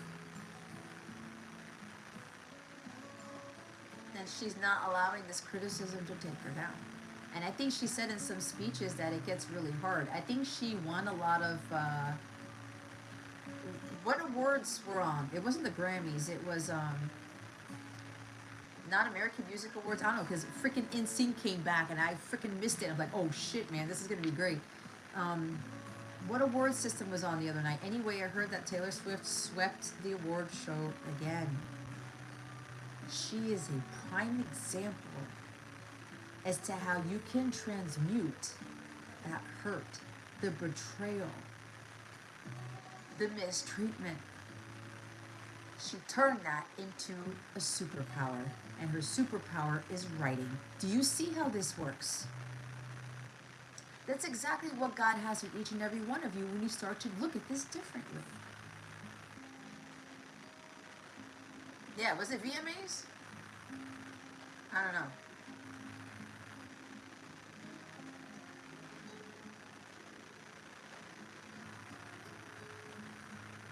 Okay, yeah. Thank you, Coffee. Hi, RR. How are you? What's up, Desiree? So, yeah. Don't forget to like, share, subscribe if you want. Whatever. Subscriptions don't really do much, but, you know, I'd rather get these messages out. If you know somebody needs to hear this, send it to them. Share it. I'd rather have you share it and like this than subscribe, to be honest. If you can share this with 10 people, 5 people, whatever, that would help me out tremendously. It really would. Really, really, really would. But anyway. Others of you, this could be somebody who's really leveled up and they want to make amends. It's going to be a surprise. This message is, they're going to be like, whoa, man, this person is different. They're changing things up. They're doing things differently. They cannot communicate with you the way that they did before. I'm hearing they have to tread lightly this time. But they need to be in their mastery. This person is coming in more mature this time around. And they want to make amends with you. They have unfinished business with you, and they're going to message you to clear this up.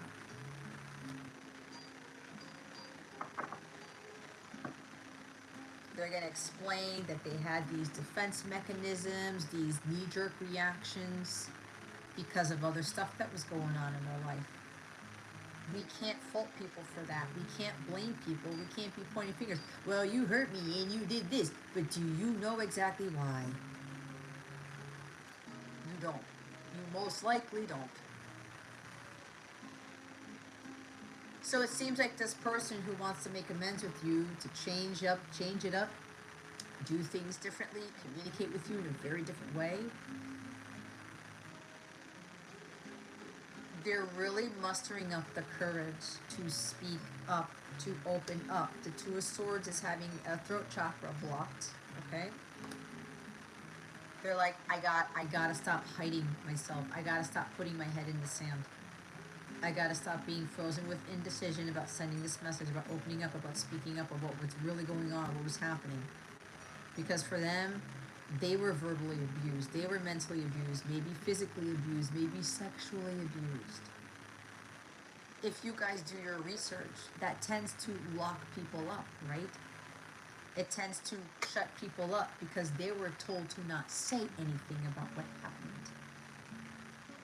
How do you expect somebody to just blurt out the truth to you, to blurt out things to you when they've been through this type of abuse and they haven't really had the adequate healing or adequate advice to deal with this? You can't judge somebody for that. That's pretty sad if you do. It's pretty sad if you assume anything of this person to begin with. I have a card in my Oracle deck, my Star into Your Power Oracle deck, that says, do not assume, and we all know what the word assume is spelled like. It makes an ass out of you and me. So it looks like this purge, this person is purging. This person has been purging. This person is mustering up the courage, just take a chance. It's like, just do it. I don't know if I'm ready, but I just have to say something. I just have to get out of this indecisiveness, and just send the message, or just, look, I need to explain something. But it looks like this person's going to do it because we have indecision here, indecisiveness, doubting the intuition, having head-heart balance, listening to intuition but not being overcome by emotions. This is the decisiveness. This person is focused on communicating openly and honestly, having an open, honest conversation, because they want to provide for you. There's something about a husband here. This is my Boaz card, as I said. They want to take excellent care of you. They want to help you out financially in the physical realm,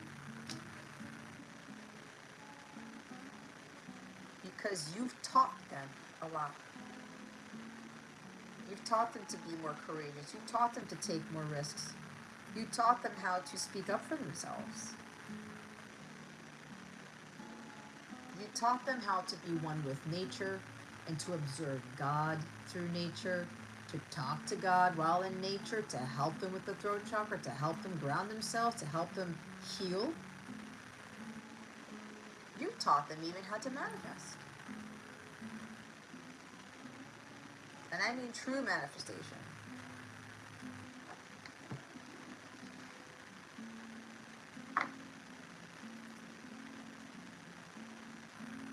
This person was really working on themselves to be able to make decisions without second guessing, without doubting their intuition. Even when it comes to money. like making the right investments and things like that. So somebody here was really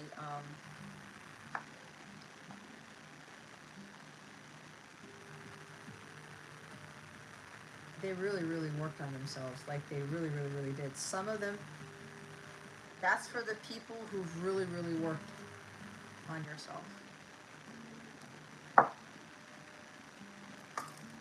If you have no fear at all about speaking your truth, and you are a powerhouse when it comes to words,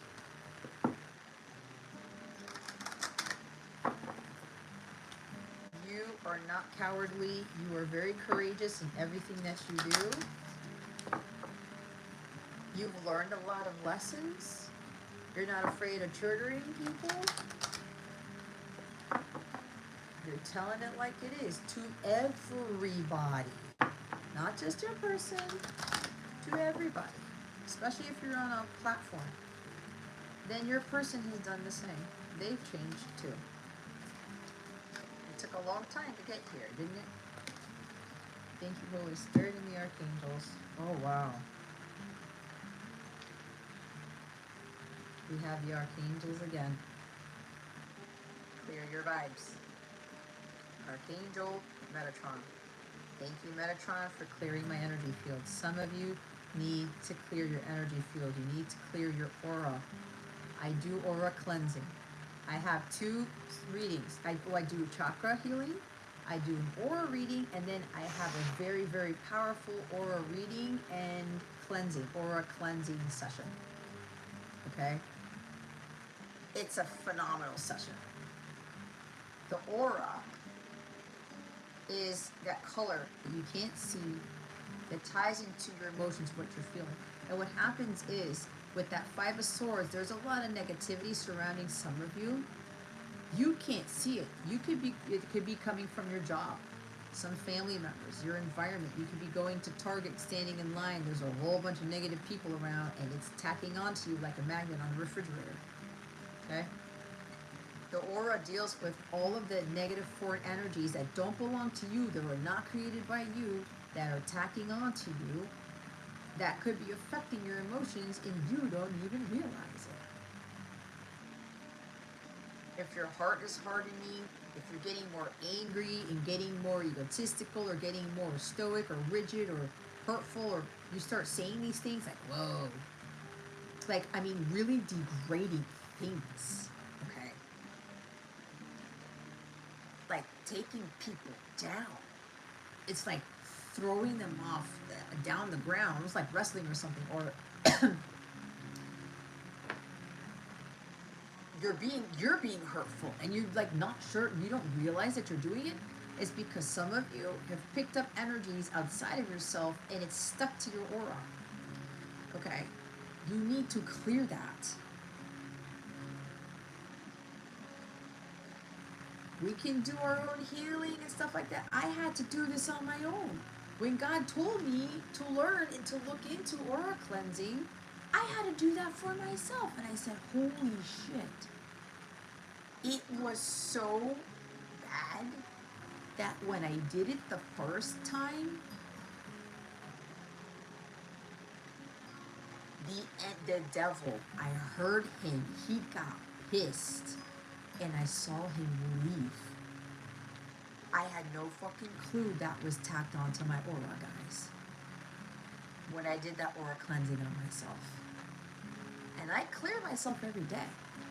But because I've gotten stronger, my light's gotten brighter, the sage doesn't work as well, the Palo Santo doesn't work as well. I have to do a lot more clearing when I do readings now.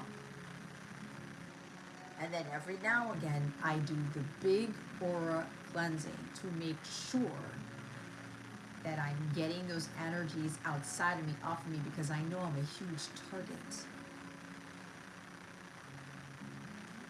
Okay?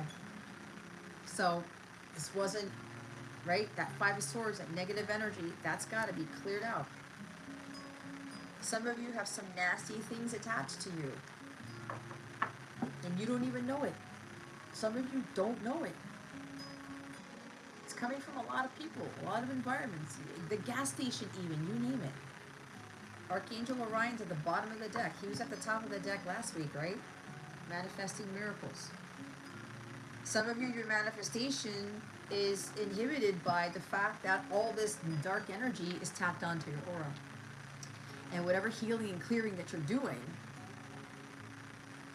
it's not powerful enough for you anymore. Okay. Thank you, Orion, for manifesting your miracles in my world.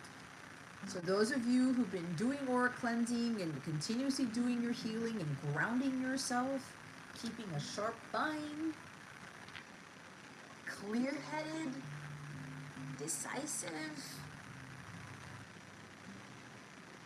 the miracles are coming in.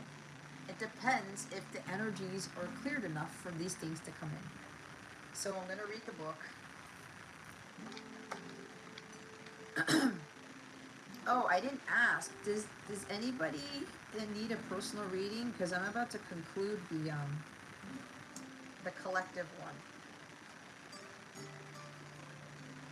Let Jason know if you would like a personal reading, please.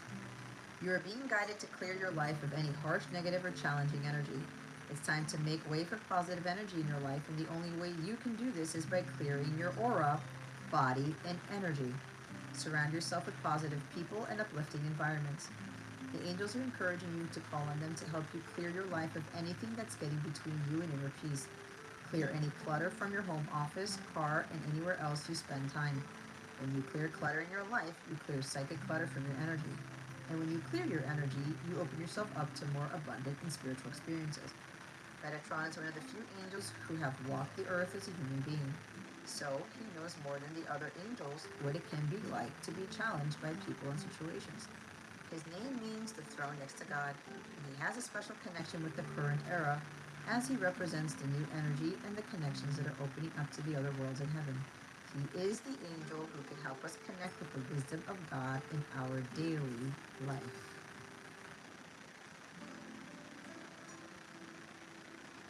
All right. Archangel Orion is here again. You are blessed to receive this very special angel card, as the angels are drawing close to help you manifest your wildest dreams in the most miraculous ways. Miracles occur naturally, and when they aren't occurring, something has gone wrong. But the angels are helping you align your thoughts and energy so you can manifest the blessings you really deserve. You are a magician, and you have been handed the power and energy to create the life you deserve. Whatever you believe to be true is created. Believe, made manifest. It's like the magician card. The angels want you to know that the life you want is here, and that you are in the perfect place and space to create it. You are filled with the infinite energy of the cosmos, so allow this energy to manifest blessings in your life. What do you want to happen next? As long as it's a love-filled thought, create it now. Orion is one of the newer archangels offering their support to heaven. He helps us connect to all that is and reminds us that we are one with everyone and everything in the entire universe. An angel of the cosmos, his energy reminds me of wishing on a star, as he helps us create the most magnificent events in our lives. In order to invoke Orion's energy, visualize yourself surrounded by stars and know that you're connected to the whole universe. So some of you, the manifesting abilities have been blocked because the aura is saturated with negative energy. Okay. Others of you who've cleared your aura, are doing this on a regular basis, the miracles are now on their way in. Okay. Like I said, I had to do my method on my own self, thinking I was grounding, I'm in a place of peace, I was doing my clearing, I would sage every month or whenever I could, I would do my Palo Santo and stuff, I would take my showers, I even got into the ocean sometimes, the pool, whatever. It wasn't enough, and God said, you're gonna have to do your aura cleansing on yourself, Jess. And when I did that, I told you, weird shit, crazy shit was leaving me, and I could hear it, the hissing. I would see this dark, I don't even want to get into it because it was kind of scary. I didn't fucking know. Okay. I didn't even know until God told me. That's why he told me to start doing these things. Okay? some of you, you have really, really big missions here, and the enemy's on to you. There's also a process you have to do after, if you do get aura cleansing, whether it's me or somebody else, it's usually you have to do certain things after you do the cleansing.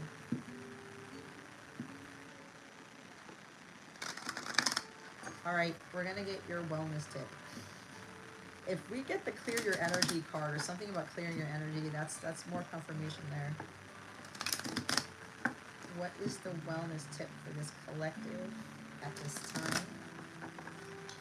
Holy Spirit, Archangels, Galactic Families, Putting Sands, please and thank you. Thank you for your wisdom, your guidance, your support, and your clarity. Did anybody here watch the VMAs? I missed it. I didn't even know they were on. Water my dreams. This is like tending to your garden. Did it not say that in the New Moon and Virgo reading? All I desire is on its way to me, but like a seed, my dreams too must be watered. My belief and determination is what makes them grow. I will be patient throughout the journey. It is all unfolding at the perfect time. It's total Virgo energy. It's total Seven of Pentacles energy. Okay? Yeah, you plant the seeds, but you gotta keep watering it, giving it sunlight, and fertilizing it, tending to your garden, your projects, your business, whatever, and your internal self, investing in your health, your well-being, investing in those goals, whatever this investment is. You have to be patient. Just like everything, when you plant a seed, that thing doesn't grow. Again, I'm not going to repeat myself because I said a bunch of this stuff in the New Moon and Virgo reading that I put out today. I think it was this morning, right? Or Friday, whatever. Your belief and determination is what makes them grow. You gotta persevere and you gotta keep going. My boob's knocking stuff over. Okay?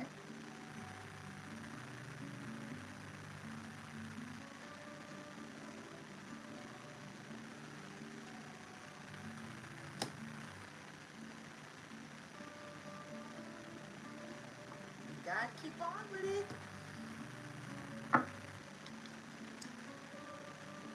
Loving friends. I surround myself with people who inspire me and grow together with me. My friends raise me up and hold me to the best that I can be. I am loved unconditionally and supported throughout my journey. I release old friendships which may be toxic or keeping me stagnant. Yeah, some of you have weeds in your garden. Some of you have friends, you think they're your friends, but they're not. If they're not uplifting you, if they're not telling you the truth, the cold hard truth to make you a better person, to help you to be more successful, they're not really for your best interest. You gotta cut these out of your garden. Some of you don't realize that the seeds that you think you planted, they're gonna not grow, or you've got weeds in your garden, okay? Some of you, that's that Five of Swords, that negativity there. And so with that, what I was talking about before, with these a-holes, these negative people, these like people who abuse you, whatever, they put you down a lot, mistreat you, you still have to see the divinity in them, come from a place of love, but that does not mean you have to entertain that behavior, that you have to keep them in your garden, that you have to keep them in your life. They're there to teach you. It doesn't mean you keep yourself surrounding yourself with those people, which is why I said your friends' energies have latched on to your aura, and you haven't been able to clear that out. Whatever cleansing you're doing, it's not clearing it out. There has to be a higher vibration or a higher vibrational person to clear those energies out. The energy from these friends and these people have tacked on to you, even people at work, okay? It's all latched on to your aura. That's got to be cleared out. Top of the deck is loving space. I cannot learn other people's lessons for them. They must get there themselves at their own time. I can simply hold loving space for them as they go through their journey. You may be hearing advice or working with a teacher or an advisor. Could be about your connection with somebody. And they're telling you not to hold the space. They're telling you not to have love for them. That is not a light worker. That is not a very divine advisor either, because they're doing the opposite. We still love the people who hurt us. We do.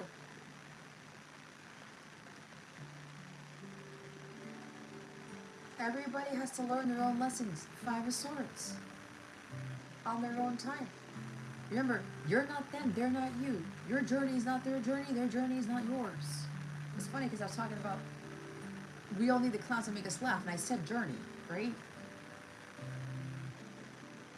I can simply hold loving space for them as they go through their journey. Divine timing. Everybody learns their own lessons in their own time. You cannot do that work for them. You can't. This is all patience too. Watering your garden. I will be patient throughout the journey, and it's all unfolding at a perfect time. And you will be patient for somebody else to learn their lessons.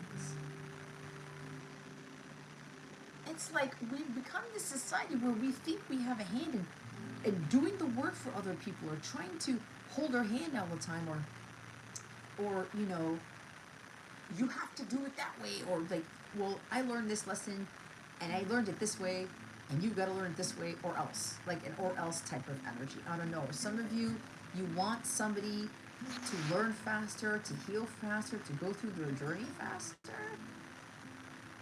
That is not your jurisdiction. It's God's. You're not God. God gave each and every one of us different lessons. And some have harder lessons to learn than others. And if you are finding yourself going through a tougher life, or having harder lessons to learn, or you know somebody who's having harder lessons to learn, having a tougher life, especially if it's you, and you're comparing to someone whose lessons aren't as difficult, or life isn't difficult as yours, you better stop comparing. You better stop comparing.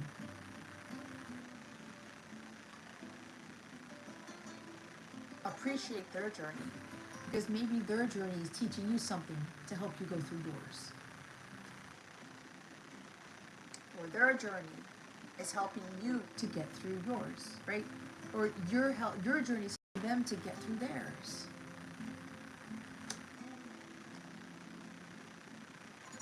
We can't rush the process for anyone, not even our own. Okay? Nothing will get accomplished that way. And you'll continue to repeat the same patterns. The other card underneath the loving space card is my own energy. I love being there for friends and family while staying true to myself. I don't let others' energy or mood affect my own. To help a friend in a hole, I don't need to jump in the hole with them. Simply reach out a hand. It's up to them to do the rest. It's the same thing that I do with my students, okay? I lend them a hand, I give them the cold hard truth, and then it's up to them to figure the rest out. I can't give them all the answers, and sometimes when they ask me for certain things, or ask me certain questions, my guides will actually come in and say, Jess, you gotta be high priestess, that's cheating for them, you cannot give them the answers to the test. Okay? You gotta learn how to manage your own energy. That is what I teach my students, okay? And I don't call them clients, I call them students, because I am a teacher, first and foremost. I'm a spiritual teacher, I'm a spiritual advisor, okay? I'm not here to save people. They save themselves, but I'm here to teach them.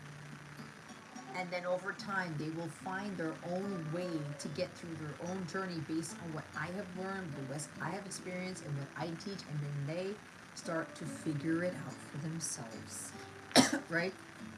What did I say about holding somebody's hand? I said that a long time ago.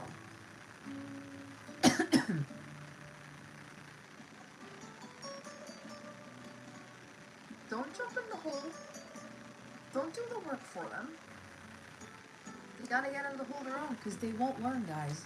They won't learn.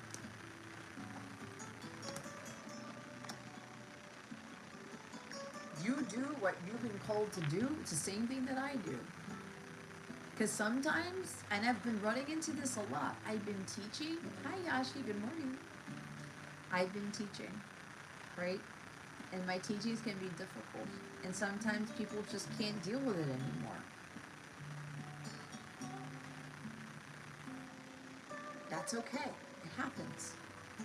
Or they get frustrated, or something like that. Or they get pissed off, whatever it is. But I can't do the work for them. I do what I can. I am generous, I am kind with the knowledge that I have, the gifts that God has given me, what they tell me to teach this student or whatever it is, or to teach all of you. And then you guys got to take it and run with it. Either you listen to the guidance or not, or you listen to it and you kind of meditate on it, talk to God about it, and you find your own way of learning something.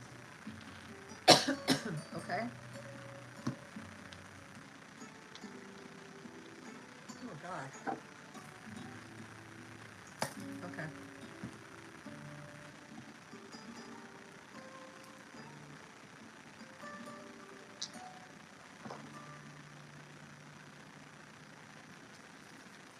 I just noticed something. This says manifesting miracles. My guides told me to take the Lover's Oracle out. Look what's at the bottom of the deck already. Manifesting miracles.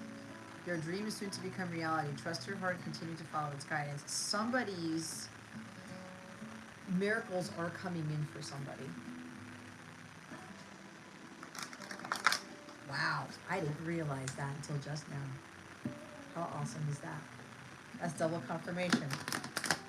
And that's also double confirmation for some of you. Your manifestation abilities are blocked because your aura is saturated with dark energy, with negative energy from other people.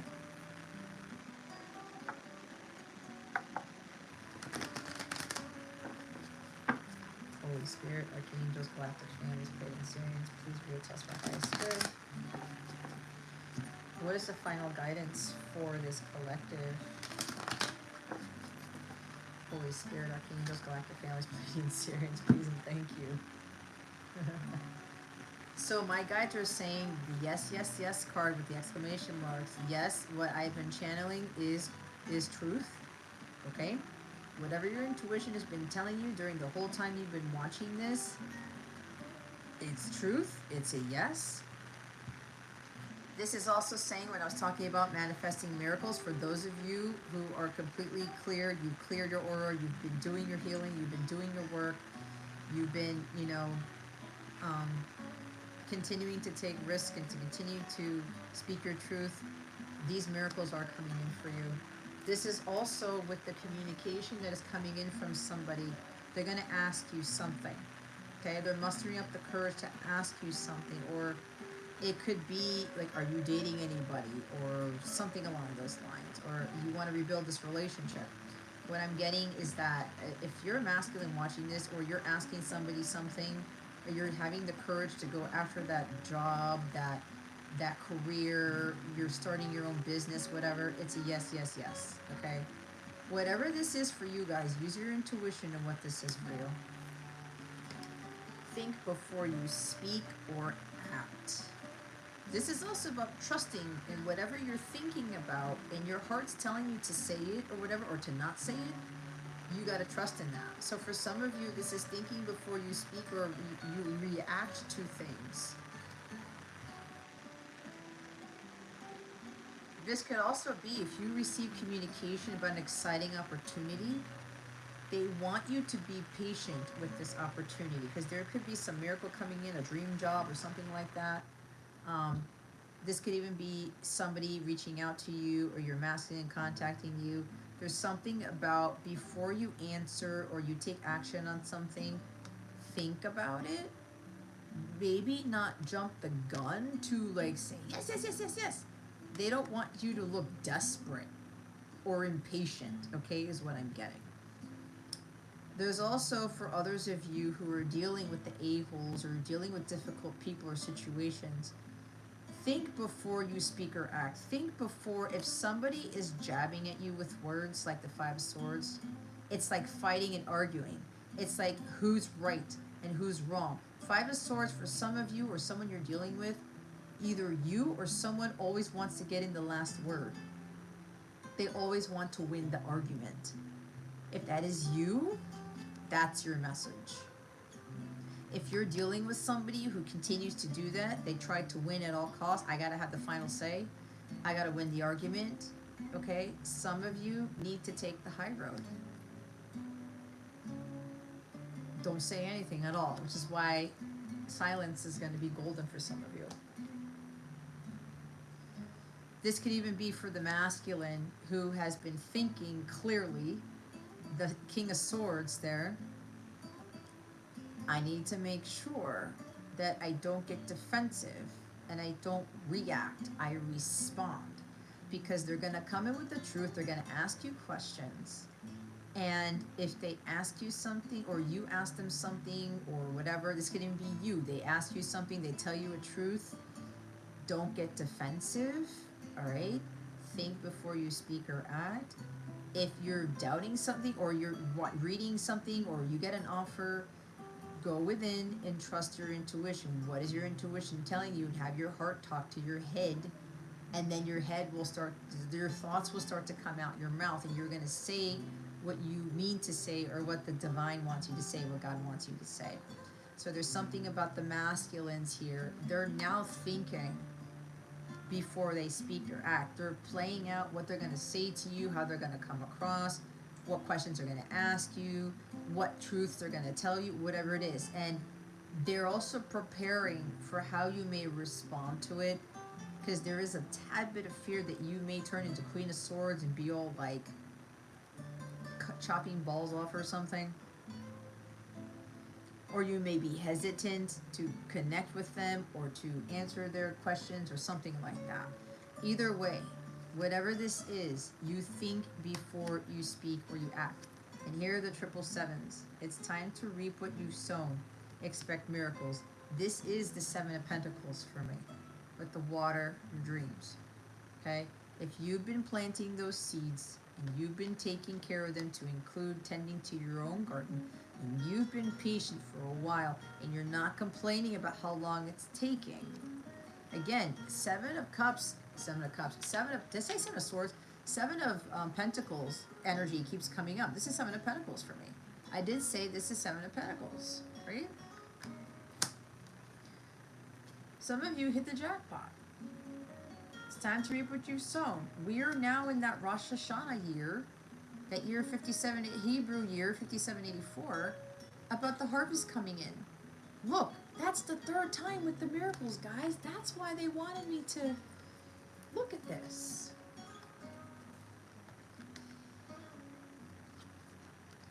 Pay attention, because when it comes in threes, God's really trying to get you to wake up. Miracles, miracles, miracles.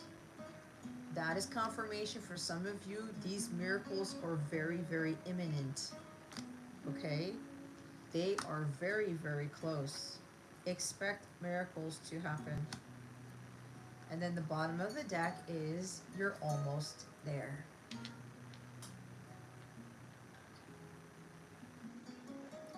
As I said, some of you have been patient enough. Some of you have been doing this for 7 years or more. You're just doing what God wants you to do. It's like King David had to wait 7 years to become king. Joshua had to wait 10 years to get out of that prison to live in that palace. Sarah had to wait, I don't know how long, to have the child. Okay? The Israelites had to wait 40 years for their promised land, but they did that to themselves. Okay? There were 7 days in a week. On the 7th day, God rested, right? 7 is the most divine number here. Are there 7 planets? Or I can't remember. No, 9.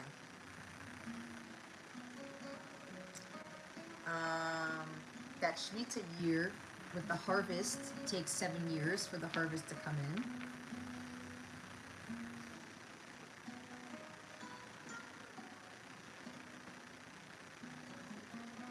There's a whole bunch of references to the 7. Anyway. Yeah, for some of you, you are getting closer to those miracles appearing out of nowhere, and some of you are going to get a lot. The others of you, this is also triple confirming that your miracles are blocked. Your ability to manifest, that King of Pentacles is the master manifester. Okay? It's blocking you because some of you, you're still up in your head about things when you shouldn't be.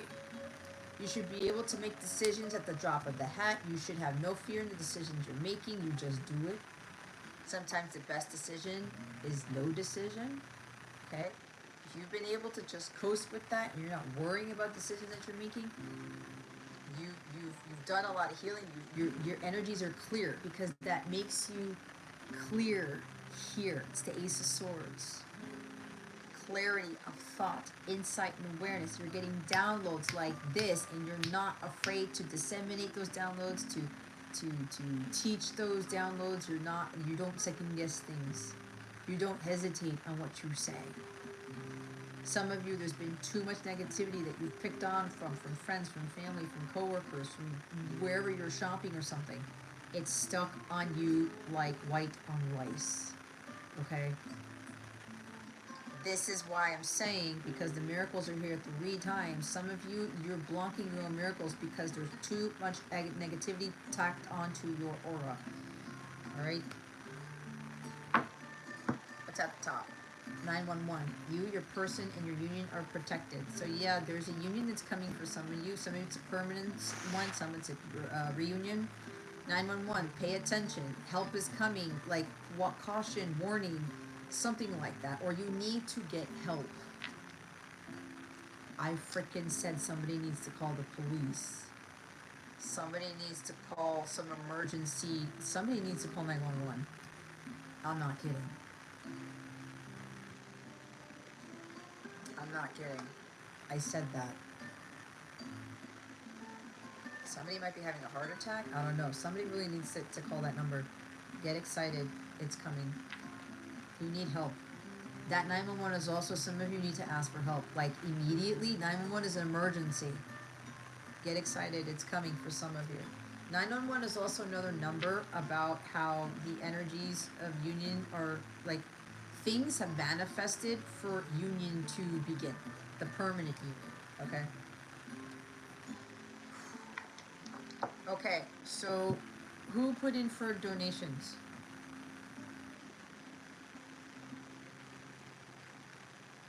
Oh, you have a friend named Jessie. Aw. Yashi. How have you been, Yashi? I know it's been a while.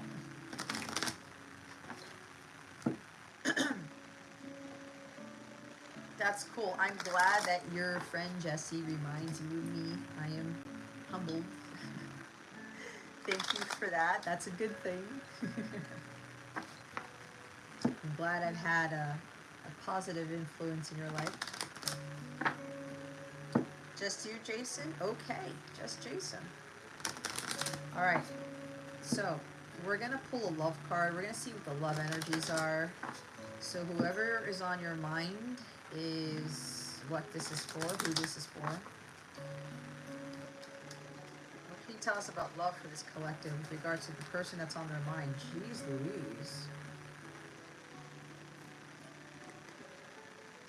The dragonfly. Be lighthearted, finding out, things coming to light, adapt, change, and heal. What did I say about somebody's being adaptable to change? They're changing things up. Dragonflies are like a transformational energy too. They've been healing. They feel a lot more lighthearted now. Again, the Page of Wands, a lot more playful. They're like, you know what? I'm just going to have the courage to go do this. I'm going to be optimistic. I'm not going to be worrying about what happens. I'm just going to say something, send a message, whatever. So some of you, you're going to find out something. It could even be a job opportunity, okay? It doesn't have to just be love. Or for those of you with that person on your mind, you're finding some truths out from them.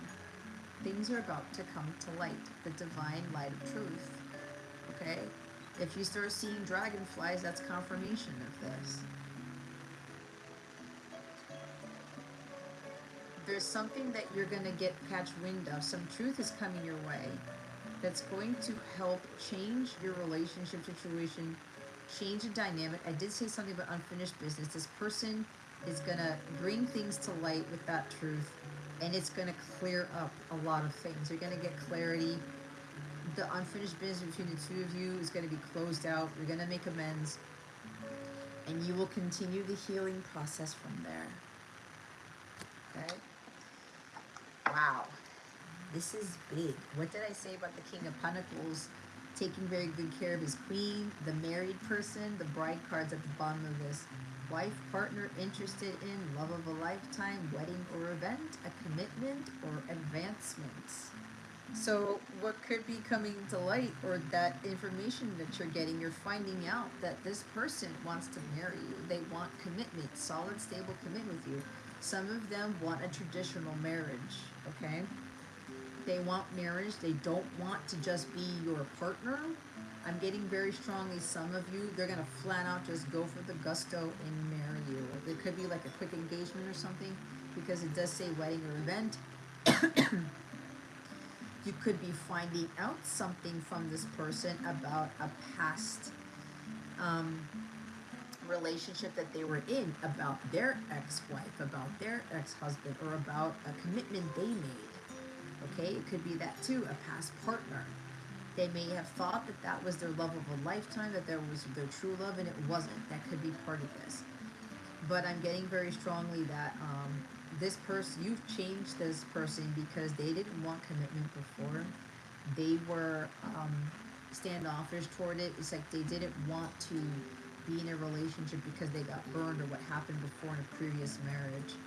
But because you've changed, they've changed, because you committed to yourself, to watering your garden, you committed to taking care of yourself, you committed to the connection to yourself, to God, to your mission work. You've shown this person that no matter what goes on in your life, you stay committed to you, what's true to you. You stay committed to what God wants you to do with the obedience. Your person seeing that through you, and they're like, that is a loyal person. You're showing loyalty to this person, so they're like, oh, look at that commitment that they have. So you're healing them with regards to realizing that commitment isn't a bad thing. That this person who hurt them, all these difficulties that they went through, they had to learn lessons from that person. It's the same that happened to me in my marriage. I was married for almost 10 years. I learned a lot from my ex-husband too. I don't hate him. I never did. Sure, it was sad. I wasn't expecting that, but I learned a lot of lessons from that. I still talk to him. He's the father of my son. And you know what the amazing thing about that is? Because I changed for the better, he's changing for the better. He's being more committed to what he needs to be more committed to in life. What is valuable for him.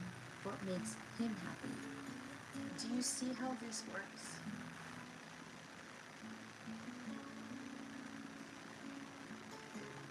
He opens up more, and before he didn't. That is huge. That is power right there. That is impactful. That is what we're supposed to be doing for other people. And he was a tough one to deal with, okay? He was a King of Swords most of the time. Very closed off. Wasn't very emotional. Very, very logical. Opposite from me.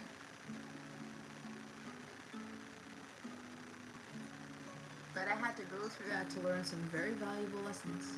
And I keep that in my back pocket. Even for my ex-husband, I wouldn't be here teaching this if it weren't for him too. I'm not going around blaming him for shit, pointing fingers. Oh, he hurt me. Yeah, there was a point where I was like, man, this doesn't feel good. I feel really low right now. And I started to realize, well, why am I allowing myself to be a doormat? Why am I allowing myself to be like this for days on end? right? Some of you are learning a lot of lessons from previous marriages, even. But this person wants commitment from you. You're going to find out pretty soon. This is going to be a miracle in itself, guys, because you turned someone who didn't want commitment, who just thought that their life was going to be crap for the rest of their lives, who thought they were never going to be happy, they weren't going to have true love in their lives. You helped them realize that it does exist. And you help them to change their perception of marriage, commitment, healing, love, true love, unconditional love, that they can find love again. It's like the freaking Golden Bachelor. I was reading what it said at the beginning. Is it possible to find true love twice in one lifetime? Something like that. I said, well, that's foretelling, isn't it? Because a lot of us are much older, right? I'm 43. I've already been married, divorced, okay? I was not expecting myself, this life, to end up like that. I thought I was going to be happily married for the rest of my life. That wasn't in my cards. Because God had something better. He chose me for something else and for me to teach through all these things. And even though I'm already 43, that does not mean that my love life is, it doesn't mean that it's over. It doesn't mean that I can't experience the true love of a lifetime with my counterpart. I just had to do my work to align myself to be able to call in my kingdom spouse. To have that God-ordained connection, the divine relationship, the 10 of Cups, the 10 of Pentacles. So if you guys are much older in life and you're like, my biological clock is ticking and blah, blah, blah, blah, blah, look, man, no. God has it ready for you when you are ready for it, but you got to do your part. There's no biological clock ticking. There's no God. It's taking forever. I'm in my 40s. I'm in my 50s. I'm in my 60s. It doesn't matter. It doesn't matter. If you do your work and you expect miracles, you believe in miracles, it's going to happen for you. You got to be in alignment with the miracles. Just because you're seeing the miracle card 3 times in this reading doesn't mean you're just going to plop in your lap without you doing the work. Faith without works is dead. If you haven't changed into something completely different for the better, these miracles are still going to escape you. Because miracles means you got to be patient as all hell, and you got to be the change you wish to see, which helps you to change others around you in your environment. Again, I talked about those biblical references, right? The miracle with David and Goliath. That was part of his journey. He had to go through that before he became king, right? You can look at Goliath as an asshole.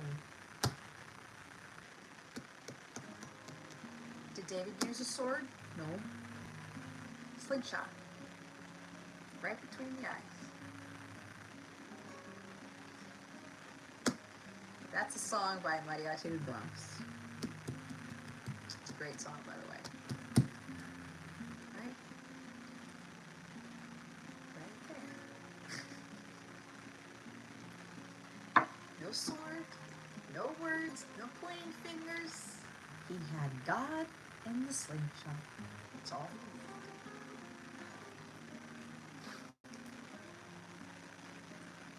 All right. Yes, 911 is definitely urgent energy.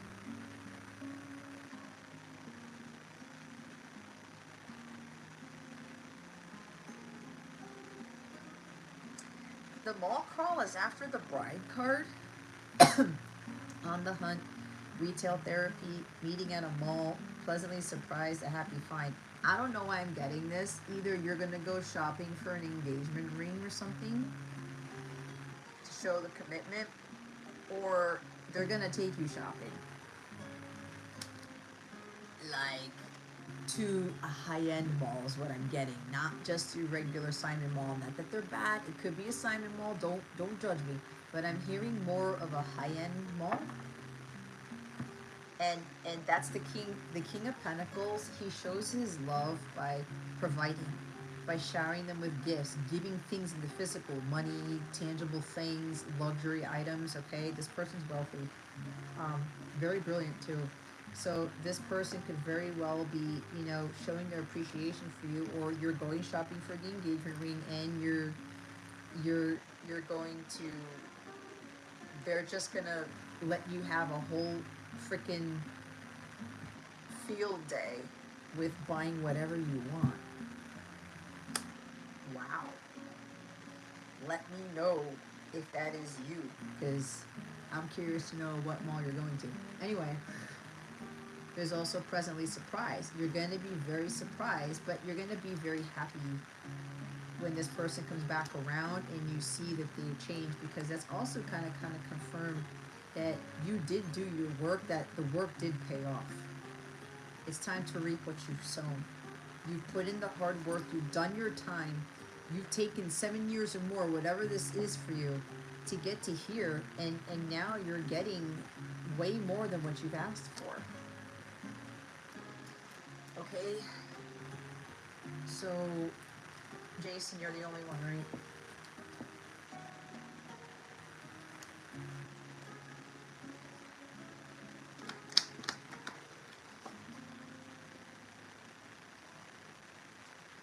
Alright. Holy Spirit, Archangels, Galactic Families, Plagued Series. Please reveal to us for our highest good. What else do you want us to know about the person that's on their mind right now with regards to this Dragonfly card? Please and thank you. Thank you, Holy Spirit. Beware of what you are projecting. Okay, hold on. Because this is coming out, I did say things are going to come to light about a previous marriage. Because somebody could have married somebody who was like the King of Swords. Someone who acted kind and generous and loving and giving and things like that. Very stable. But they were not stable. They were like mentally unstable. Or they were, you know, they wanted all the power. Someone who's really cold and detached and didn't have a heart. And like I said before, it caused them to harden their heart. Like they went through a very, very rough marriage, and it ruined love for them. It ruined commitment. It ruined marriage, love, and commitment for them. Or they saw this in a marriage like their parents. And it gave them a completely different perception of love. That was the cards, those are the cards that God dealt this person. And you have to respect that, and you have to be understanding of that. That's a part of their journey. Beware of what you are projecting, for the qualities you admire in one another are qualities you both possess. Equally so, the qualities you don't like are also your own reflection. Ask yourself why you don't like those things. Are those things you don't like about yourself? Beware of what you're projecting. Careful of putting out negative energy out there, because you'll get it right back.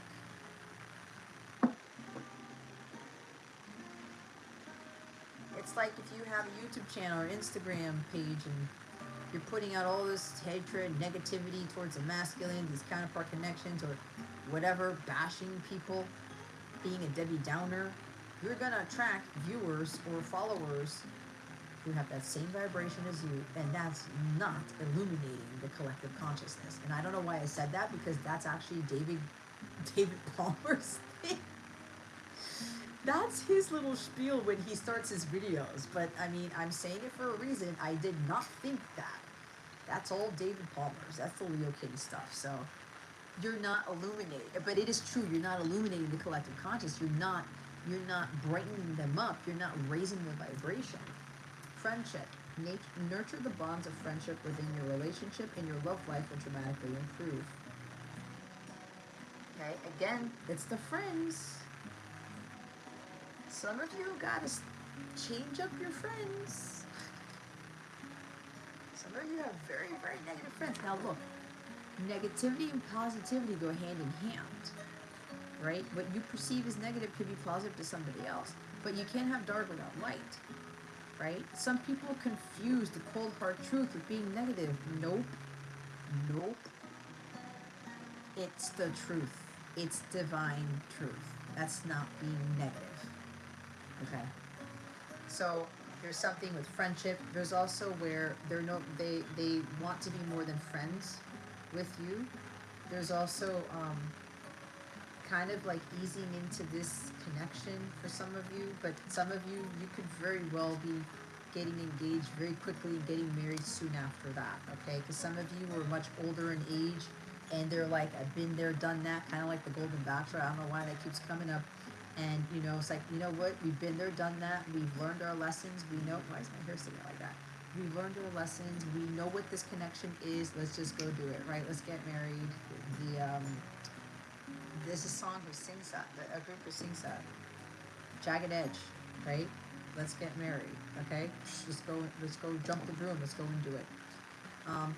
But again, there's something with your friendships here, or, you know, nurture the bonds of friendship within your relationship, okay? Maybe your person wants to be friends first, and you want a commitment right away, all right? This person sees connections, relationships differently than you. I know I got caught up in that because I wanted to be in a relationship right off the bat. I didn't really get to know the person. I didn't establish a true friendship before I dated the very few people that I dated, right? And even the ones that I did, while I had the friendship, I saw the red flags and I didn't heed the red flags. So, there's that. Okay. Alright. So, I'm going to move on to the personals.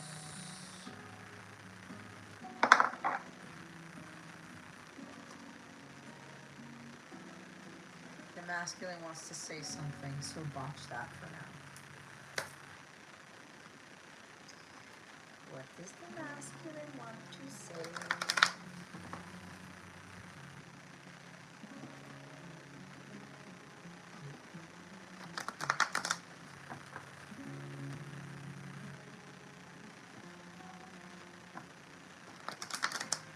Holy Spirit, Archangels, Galactic Families, Pleiadian Sirians, please reveal to us what I have scared. What does the masculine want to say at this time? Please and thank you. Thank you for your wisdom, your guidance, your support, your clarity.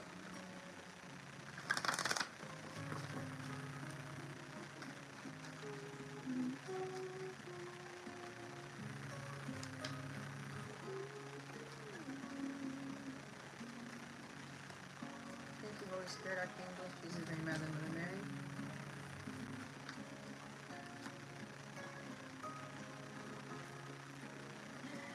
Your scent keeps following me. There's this natural smell that you have, and it's intoxicating. It's mesmerizing. They can't get away from it. It's just there.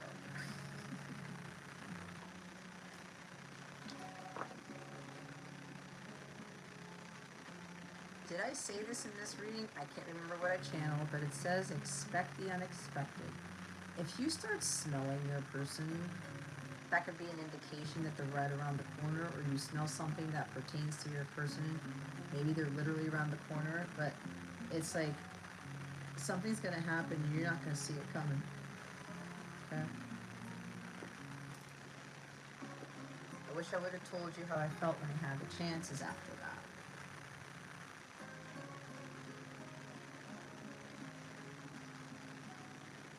So yeah, some of them are gonna be like, blurt it out or something.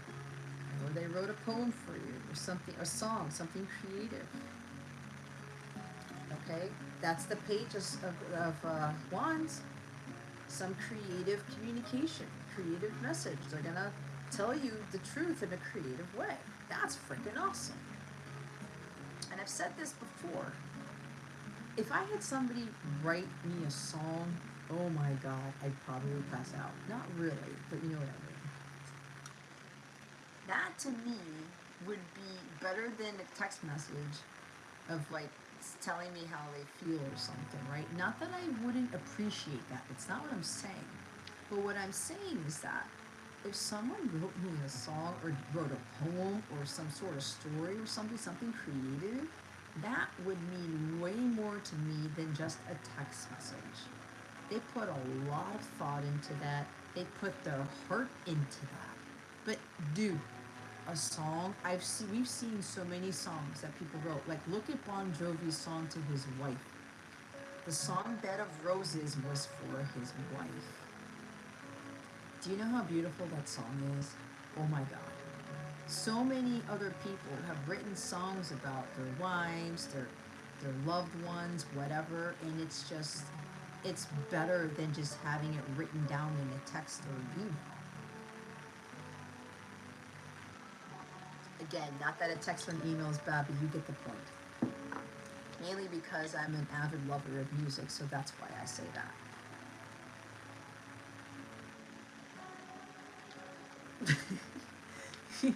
You have amazing eyes. This card tends to show up because I hear this before this card even comes out.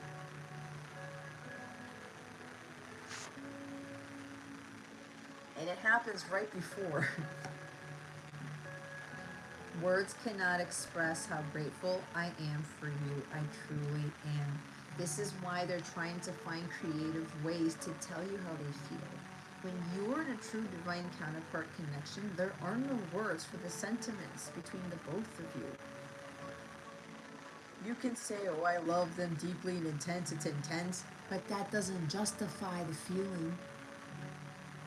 I'm hearing Can't Stop the Feeling by Justin Timberlake, right? They can't stop the feeling. It's like these words, they can't, there's no words. Which is why a lot of them, why we have all these songs, why we have all these books and these poems and stories and things. Haikus, hyperboles, whatever you want to call them. Okay? That's it's a creative form of expression of love. And so many of us are caught up in the freaking... I was like, oh my god, is my hair burning? A light went out. So many of us are caught up in communication, in the text message, in the phone call. You need to tell me to my face. If you haven't heard me say this before, verbal communication is a low form of communication amongst humans. Okay? It is. God wants us to feel, to trust the vibes. He wants us to feel the sentiment, the vibration of it. Words tend to have like similar effects. Colors bring more attention to the body than words. Creativity speaks louder than words. Feelings speak louder than words. I miss you tremendously. It brings me to tears sometimes. It's like, again, they can't stop the feeling and they can't stop missing you either. It's like, why do I keep missing them when I can just, just blurt it out or just bring something to light? Tell them. Why don't I just tell them? Alright. I had a feeling. I was like, okay, the masculine wants to say something. Okay, Jason. If anybody else would like personal, go ahead and tell Jason now.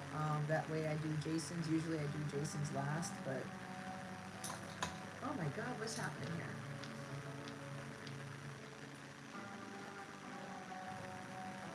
Okay.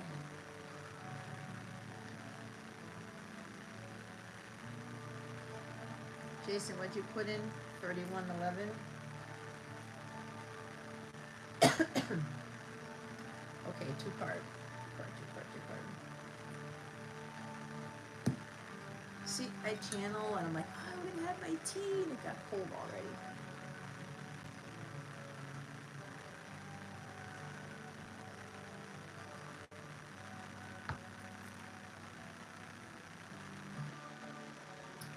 Ooh, first and last, Alpha and Omega. Is Jason like the only one here? Or it seems like people were just sitting on the sidelines or something. It seems very quiet today. Did I miss something? Or is it because of the truth be told, right? I scared people off. Oh man. Alright. Holy Spirit, Archangels, Galactic Families, Playing Series, please reveal to us for our highest good.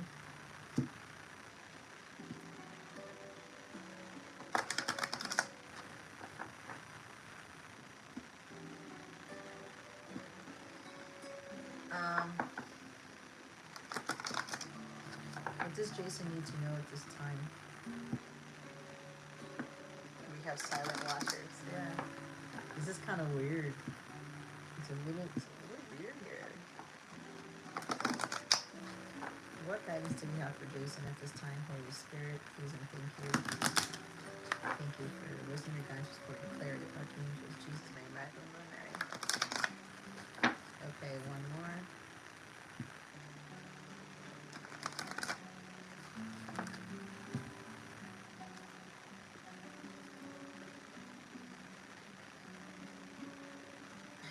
Break free from the chains that bind you. That's the first thing that came out here. Well, you do have the friends card at the bottom of the deck. This could very well be with, some friendships that you have that you think that they're for you, that they're not. They could very well be way too negative. Could even be siblings, other people around you, could be coworkers, or there's some community that you may be part of where they're very negative, or you've been part of communities where there's a lot of negativity and it's actually latched onto you and you can't get rid of it. You have the Nine of Swords with the Six of Wands here, okay? There may be some sort of stress revolving around your...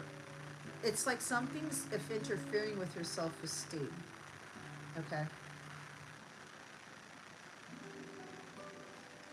Something's interfering with your self-esteem. There's some friends around you, or this could be tacked on to your aura, Jason, or there's stuff that has been from the past or even the recent where it's affecting your self-esteem, and it could be causing you to doubt a lot.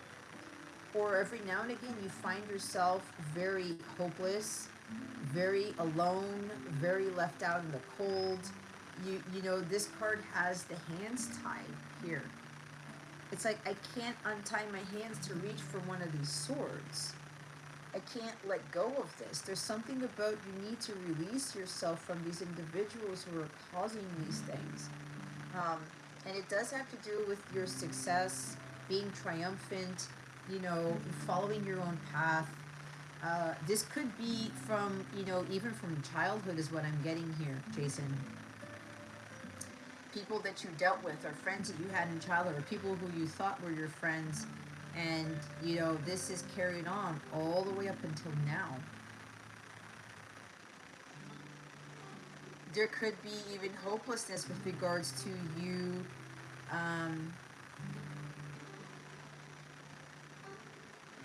either getting the support from the community, the support that you need, or you are feeling hopeless with regards to finding success in life, or maybe you want a reunion with somebody, you want a reconciliation, you want to date somebody, you want to go meet up with somebody, or again, it could be with that hands tied thing.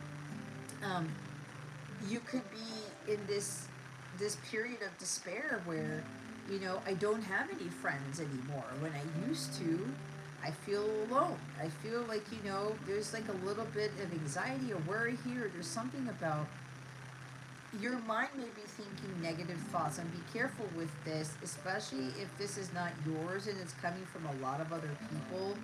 They're causing this. But I think there's also something here about you, finding a hard time dealing with the fact that you don't really have friends anymore, and that is okay because God is doing something great within you.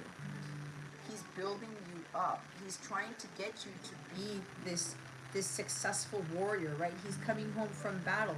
He's overcome all these battles and challenges. There's overcoming battles and challenges with, depression and having dark thoughts and, worrying about things and just being heavy in the head, okay? It's almost kind of like every now and again you lose faith.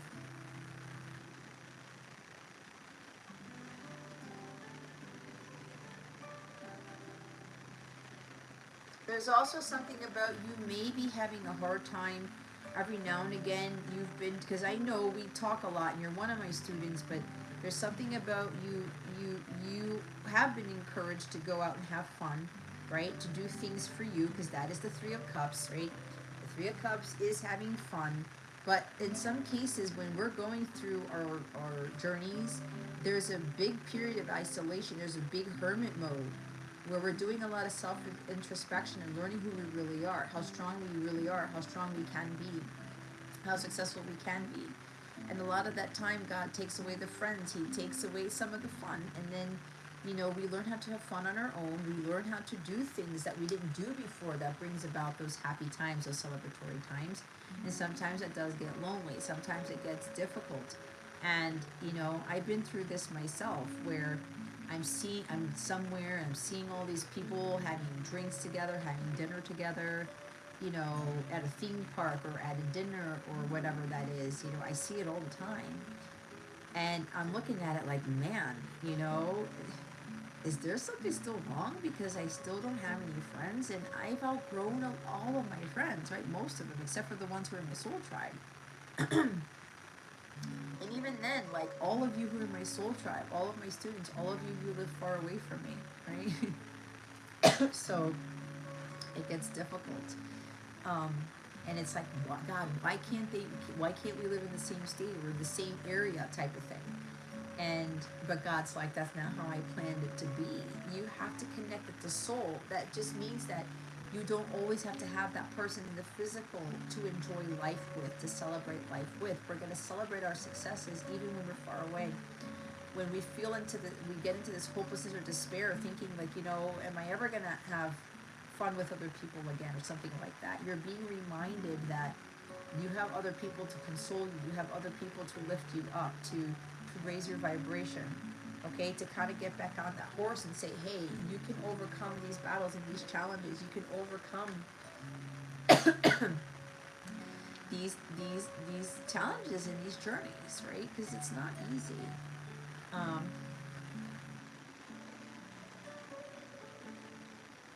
Oh, Desiree's here. You're working on your planner for the upcoming week. Okay.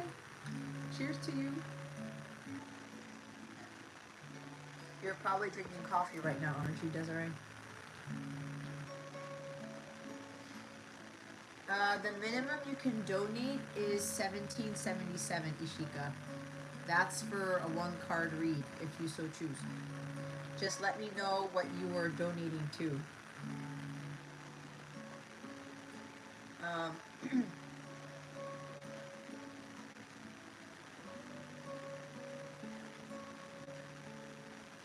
Yeah, so it seems as though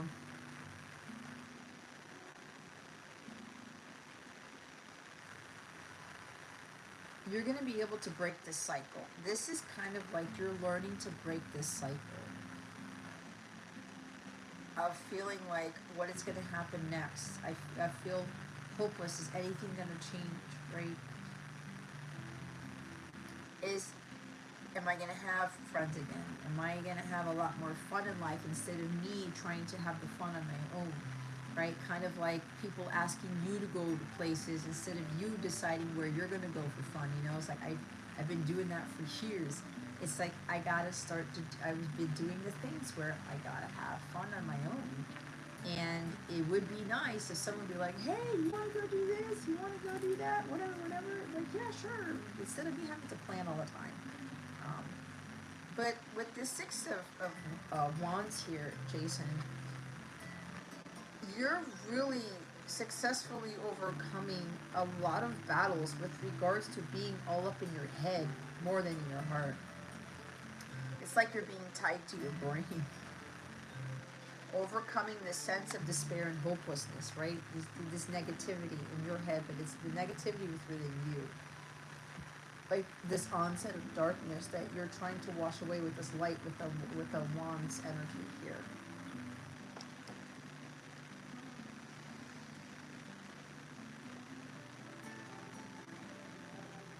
Like, yeah, you're breaking free from this. You're really putting a lot of work, because this has been a big battle for you. It's like you're coming home from the battle victorious, right? You hit a real big milestone here, Jason. And when the Nine of Swords starts to creep up on you, you are learning how to nip it in the bud. You're learning how to not allow it to restrict you, to tie you up, and to prevent you from moving forward, from staying stuck in these energies, and for not being able to overcome them victoriously. Why am I hearing Victoria? Because I said victoriously. It's like somebody's name here is Victoria or something like that. And you're also starting to realize that these very heavy people, these people who have dark thoughts, they're very pessimistic. They're very, very negative, very droopy, very dark. You're saying, no, I can't be there. I mean, I can't do anything about it. I can give them the counsel, lend them the helping hand, right?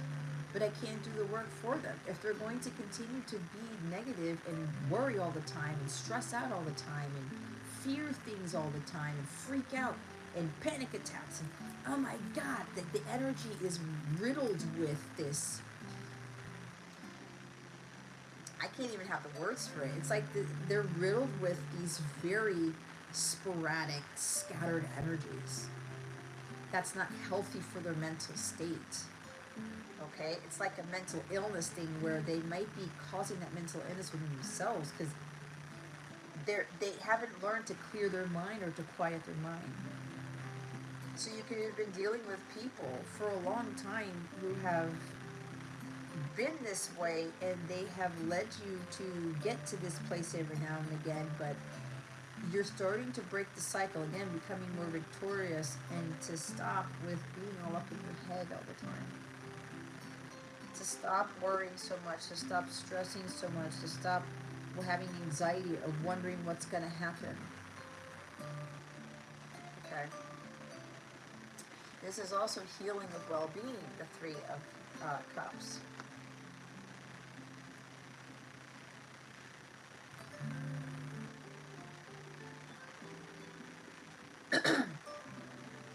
You may even be up in your head or worried, a little bit anxious about a reunion of some sort or a reconciliation with somebody. Could be your ex-spouse, could be somebody else. Something about, is this ever going to work out? Is this ever going to heal? Are we ever going to overcome these battles and these challenges in this connection? Right? But it looks like that's going to be victorious anyway, provided that you stay positive, you remain optimistic, and you believe in yourself, that you have the courage and self-esteem and the confidence to overcome these challenges, that you don't have to be imprisoned by your own mind.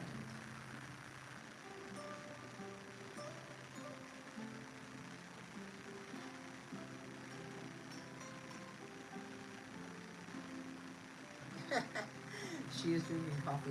So yeah, you are overcoming these battles, and this is not just for Jason, because that's why I said usually other people's personal readings really help other people, right? Because some of you could be like, oh man, that's my story too, and I know Jason knows. In my members live readings, people's readings end up being almost identical, okay? And I shuffle cards and all these things, and it's been happening frequently, which means that, and sometimes I do somebody's reading and it helps the other person, or it doubles the confirmation of what I was channeling or what guidance has been given, okay? That's why with the community, all right, you know, and I have the community on my mobile app, because I have a free mobile app. You can even get free readings on there on a weekly basis to help you get through the week. I mean, they're not extensive or anything, but it's something. It's better than nothing.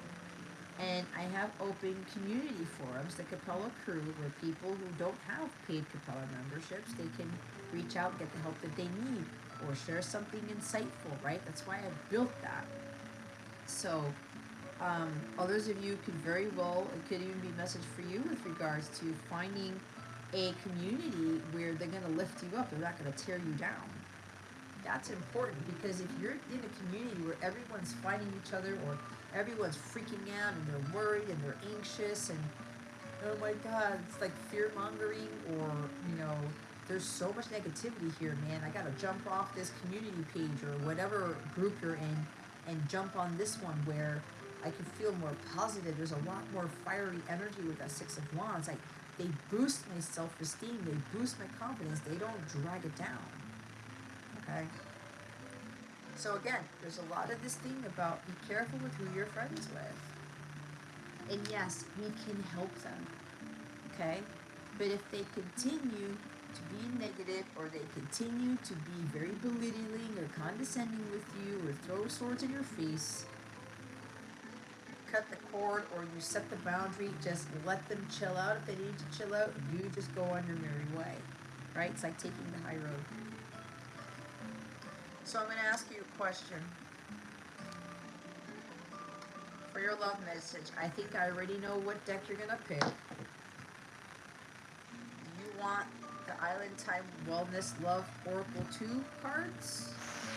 Or do you want one of my message cards down here? Which one do you want for your love message card?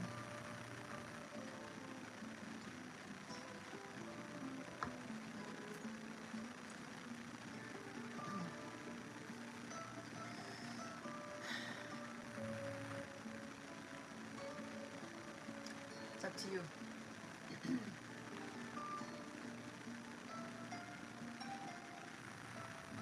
Okay, so pick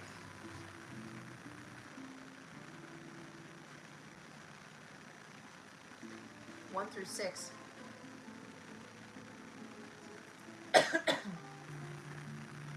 1 through 6.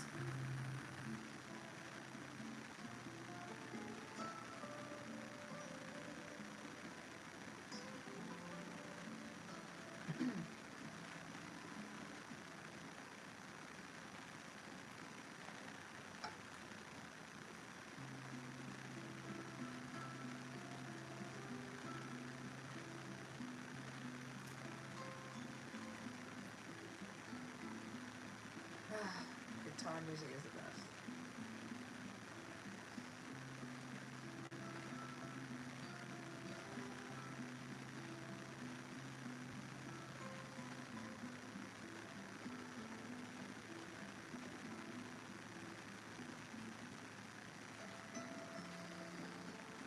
Three.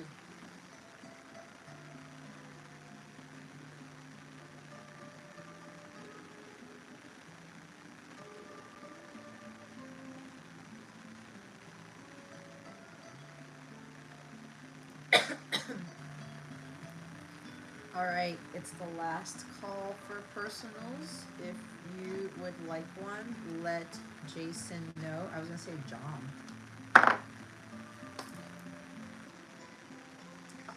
Let Jason know, and I will do your reading after Jason's love message card.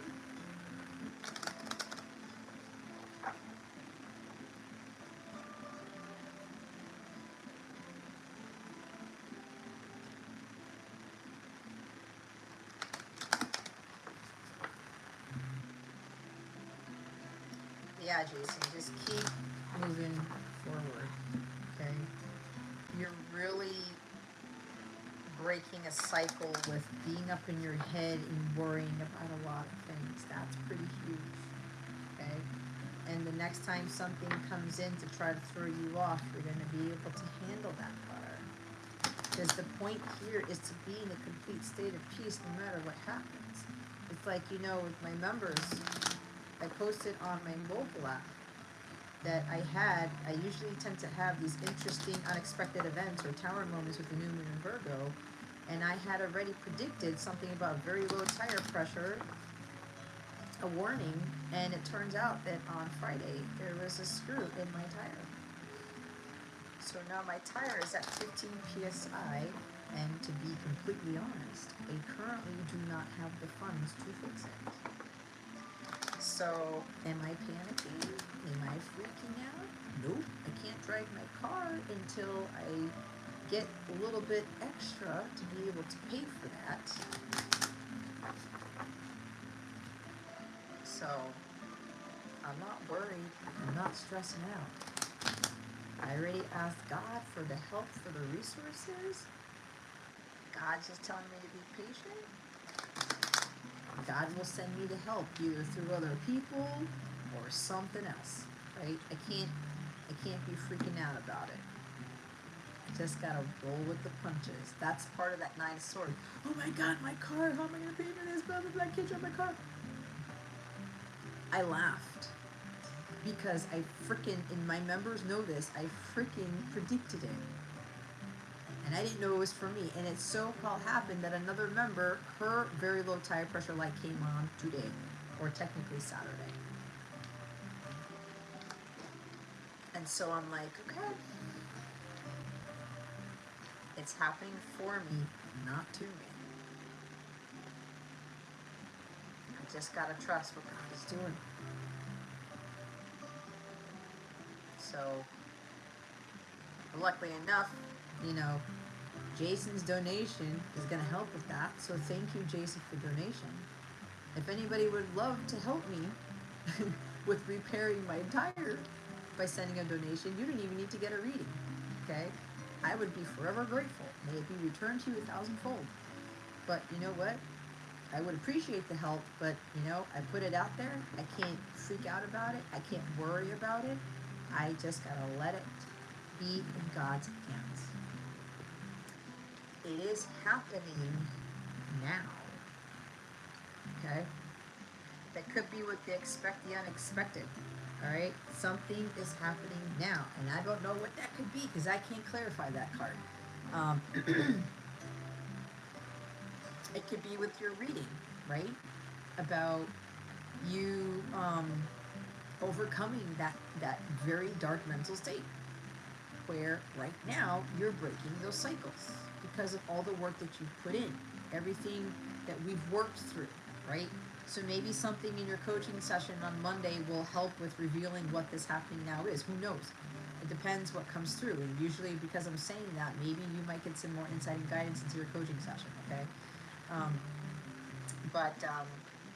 I also heard something about with the reading that I did for you, you may have somebody or your person overcoming their fear of reuniting with you, meeting up with you, or asking you out to go somewhere. Hey, you know what?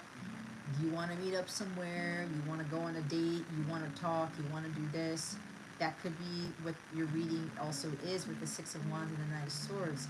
Someone overcoming the woulda, coulda, shoulda. I should have told him something. I should have asked him when I had the chance. I should have, reached out or whatever. So it could be that, all right? There's some sort of meetup or something. Somebody could be asking you to go somewhere, and it depends, right, who this person is. But it could be your person where what's happening now is they're feeling triumphant. They're feeling a lot more self-esteem and courage to overcome this battle of fear and hopelessness and worrying that something's going to go wrong or you'll say no, because we did get the yes, yes, yes card, okay? But again, it's all in divine timing. But, whatever's happening now, I don't know. God has a different definition of now. So something could be changing this very moment, all right? The bottom of the deck is, don't doubt those intuitive hits you got when you felt it was me, because it was me you were thinking and feeling, okay? Really trust your intuition. When you feel it's your person, it's your person. Don't doubt that. Okay?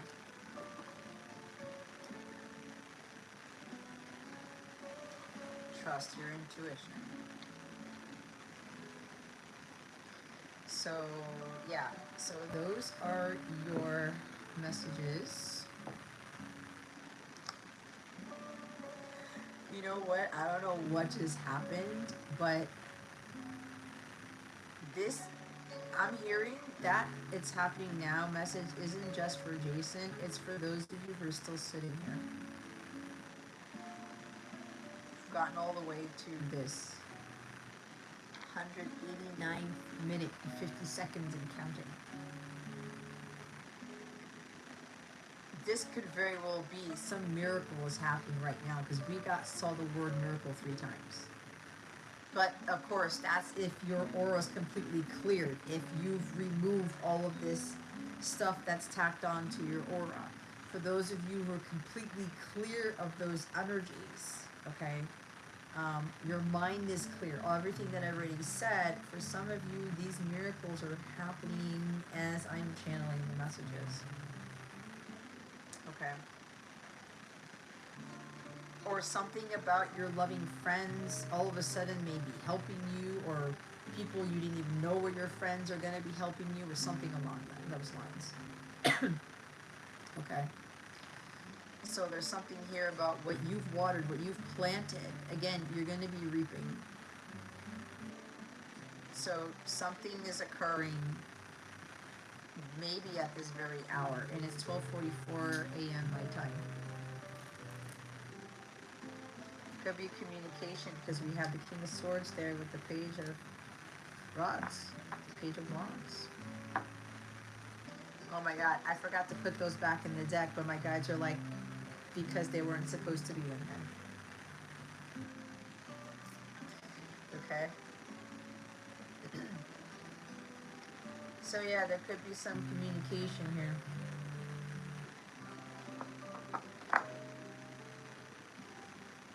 A letter, email. I don't know, man. I told you 6 decks. Look how thick this deck is. Look, this is a message for me too, because it's saying don't doubt those intuitive hits, Jess, of what you're channeling, okay? So this could very well be, if this happens to do with communication or an exciting job opportunity or something like that, it could very well be happening now. It's going to happen soon.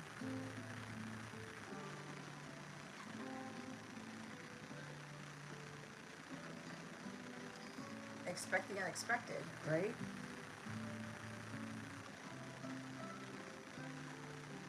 Or again, with those kings, somebody is being very mature about something, making a bold move. We got the King of Wands at the top of the deck, did we not? Or something like that. I don't know. Can't remember. Okay. So that's that. Wow, it's before 1 o'clock in the morning? I don't know, guys. This is kind of telling me something else, because I'm not doing my lives all the way till 2, 3, 4 in the morning. So this is probably foretelling for me. Yeah, like our simultaneous premonition about October. Yeah. Well, I don't know, Jason. You and I seem to be on the same wavelength very often, more often than not. I'm picking up on some things. I don't know. It's kind of like I'm starting to get 2 of Swords because I'm like kind of doubting. I'm like, no, don't doubt, don't doubt. No doubt. So yeah. Could be about communication, could be about a job opportunity, could be a lot of things. There's a major milestone that is being achieved here. Something's changing for the better. Or someone is changing for the better. They're stepping it up. Okay? Taking a risk, taking a chance.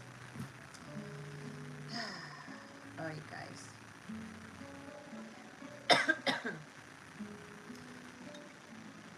done yet. There must be a reason for this, because this hasn't been the norm for me.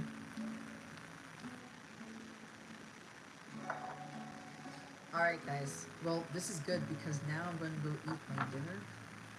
I have Thai lettuce wraps to eat. I'm excited about that, so yeah. Hi Mars, how are you? Bruno Mars is here.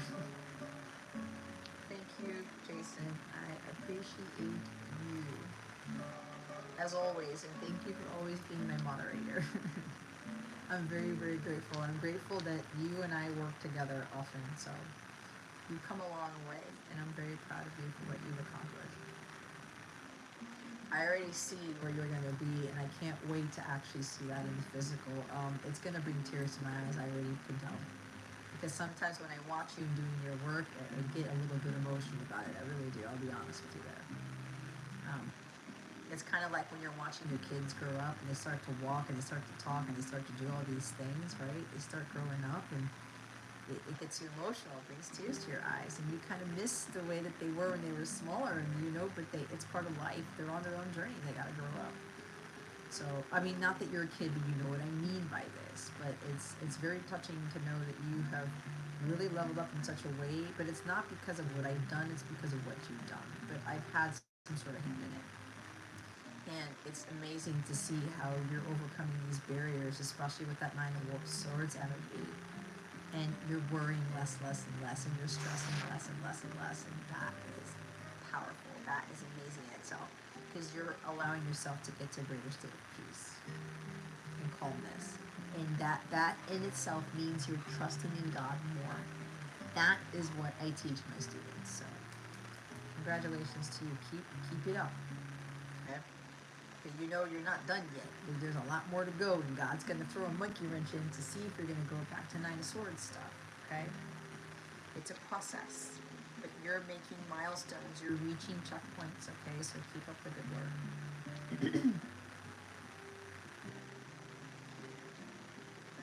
Go look at everybody. Go get some food. Mars bar. Oh man, now I want like an almond joy or something. Or Reese's peanut butter cup. I don't know, man. Halloween's coming up and they have all the Halloween candy. Oh, don't get me started. All right, guys. Thank you so much for being here, for your wisdom, your love, your loyalty, support. If you're interested in the Capella membership, I have memberships as low as like $11.11, and you can get my daily guidance videos, and those are insightful enough, okay?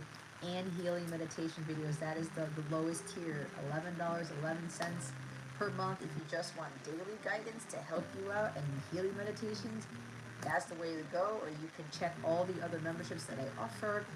They all have different benefits. A lot of them have 7-day free trials. Okay, you can try for 7 days for free. If it doesn't work for you, or it's not helping you out, go ahead and cancel it. No hard feelings. Okay, don't knock it till you try it. It's like that page of Wands energy. You're curious. You're wondering, okay, what is this all about? Look, man, I don't come after you if you cancel it. You don't get bombarded where I'm like, hey, you need to get back in here. No, I don't do that. That is not who I am. Okay? And again, if you download my free mobile app, the link is in the description box below. If you go to capellawellness.com, there is a button to join the mobile app. And you just have your own profile on the app, because I need to make sure, because sometimes people come in and they're fake people, or it's coming from Russia or whatever, and I gotta like delete the profile, because I do check who signs up. So that's for my safety and the safety of everybody else. Keep that in mind. That's why I have people sign up for my mobile app. But I don't harass you. This is not like a sales pitch, a sales call, whatever. It might be a little bit of a sales pitch, but that's not what I'm trying to say. The mobile app isn't for me to be harassing you, bombarding you, or trying to push products or something onto you. That's not what I do. It's for guidance. It's to help you. So if you even become a free member, you can get the free weekly readings that I put on there, and you can be part of the Capella Proof Forum, where I put stuff on there. I talked about my tire thing on the Capella Proof Forum just the other day. just to give you guys insight and guidance. And if you sign up for a paid Capella membership, you will get access to all the things that that membership entails, okay? Every tier has different benefits, so make sure you go through the different benefits to see what calls to you, what tickles your fancy, what your intuition, your soul really needs, and don't doubt that to a sort. Don't second guess. If your soul's like, this is going to help you out with this tier, try it out. At least try it out, okay? You get to try it out before you commit fully to it. All right, that's with the majority of the memberships, okay? So if you have any questions about anything, let me know. I do coaching sessions. I do have tarot reading packages where you save money if you buy a package to help with something. I do coach other counterparts. Some of my tiers, my membership tiers, have weekly group sessions, a weekly twin flame group session, a weekly erotica reading session, a Q&A with me, and my last week is for my Auriga members only, my highest tier, where I give you secrets and insights into your twin flame connection, your divine counterpart connection that I don't put anywhere else, because that's only meant for people who commit to that tier. Okay, and I give you insight into what God really shows me, what these connections really are, and how to best get you to be in alignment with permanent union to keep you on the track to that, okay, into union with yourself first. All right, guys, so I'm gonna go eat. They wanted me to get that out there. Okay, I love you with the. Why do I feel this is shorter? Okay. Alright guys, thank you again for being here. Thanks again, Jason, for everything. Have a wonderful evening, morning, day, week. If you're a football fan, go watch some football. I'm watching my Dolphins game. It's going to be late, but I get to do other stuff before the game starts, so that works for me. Alright guys, I love you with the love of Christ, and God willing, I will see you next Saturday night around 9:30 p.m. Eastern Standard Time. Don't forget to do something for you. I hope I illuminated your well-being today, and go forth and conquer. That sounds cheesy, but that's what they wanted me to say. 6 of Wands. Go forth and conquer with whatever this is. Alright guys, love you.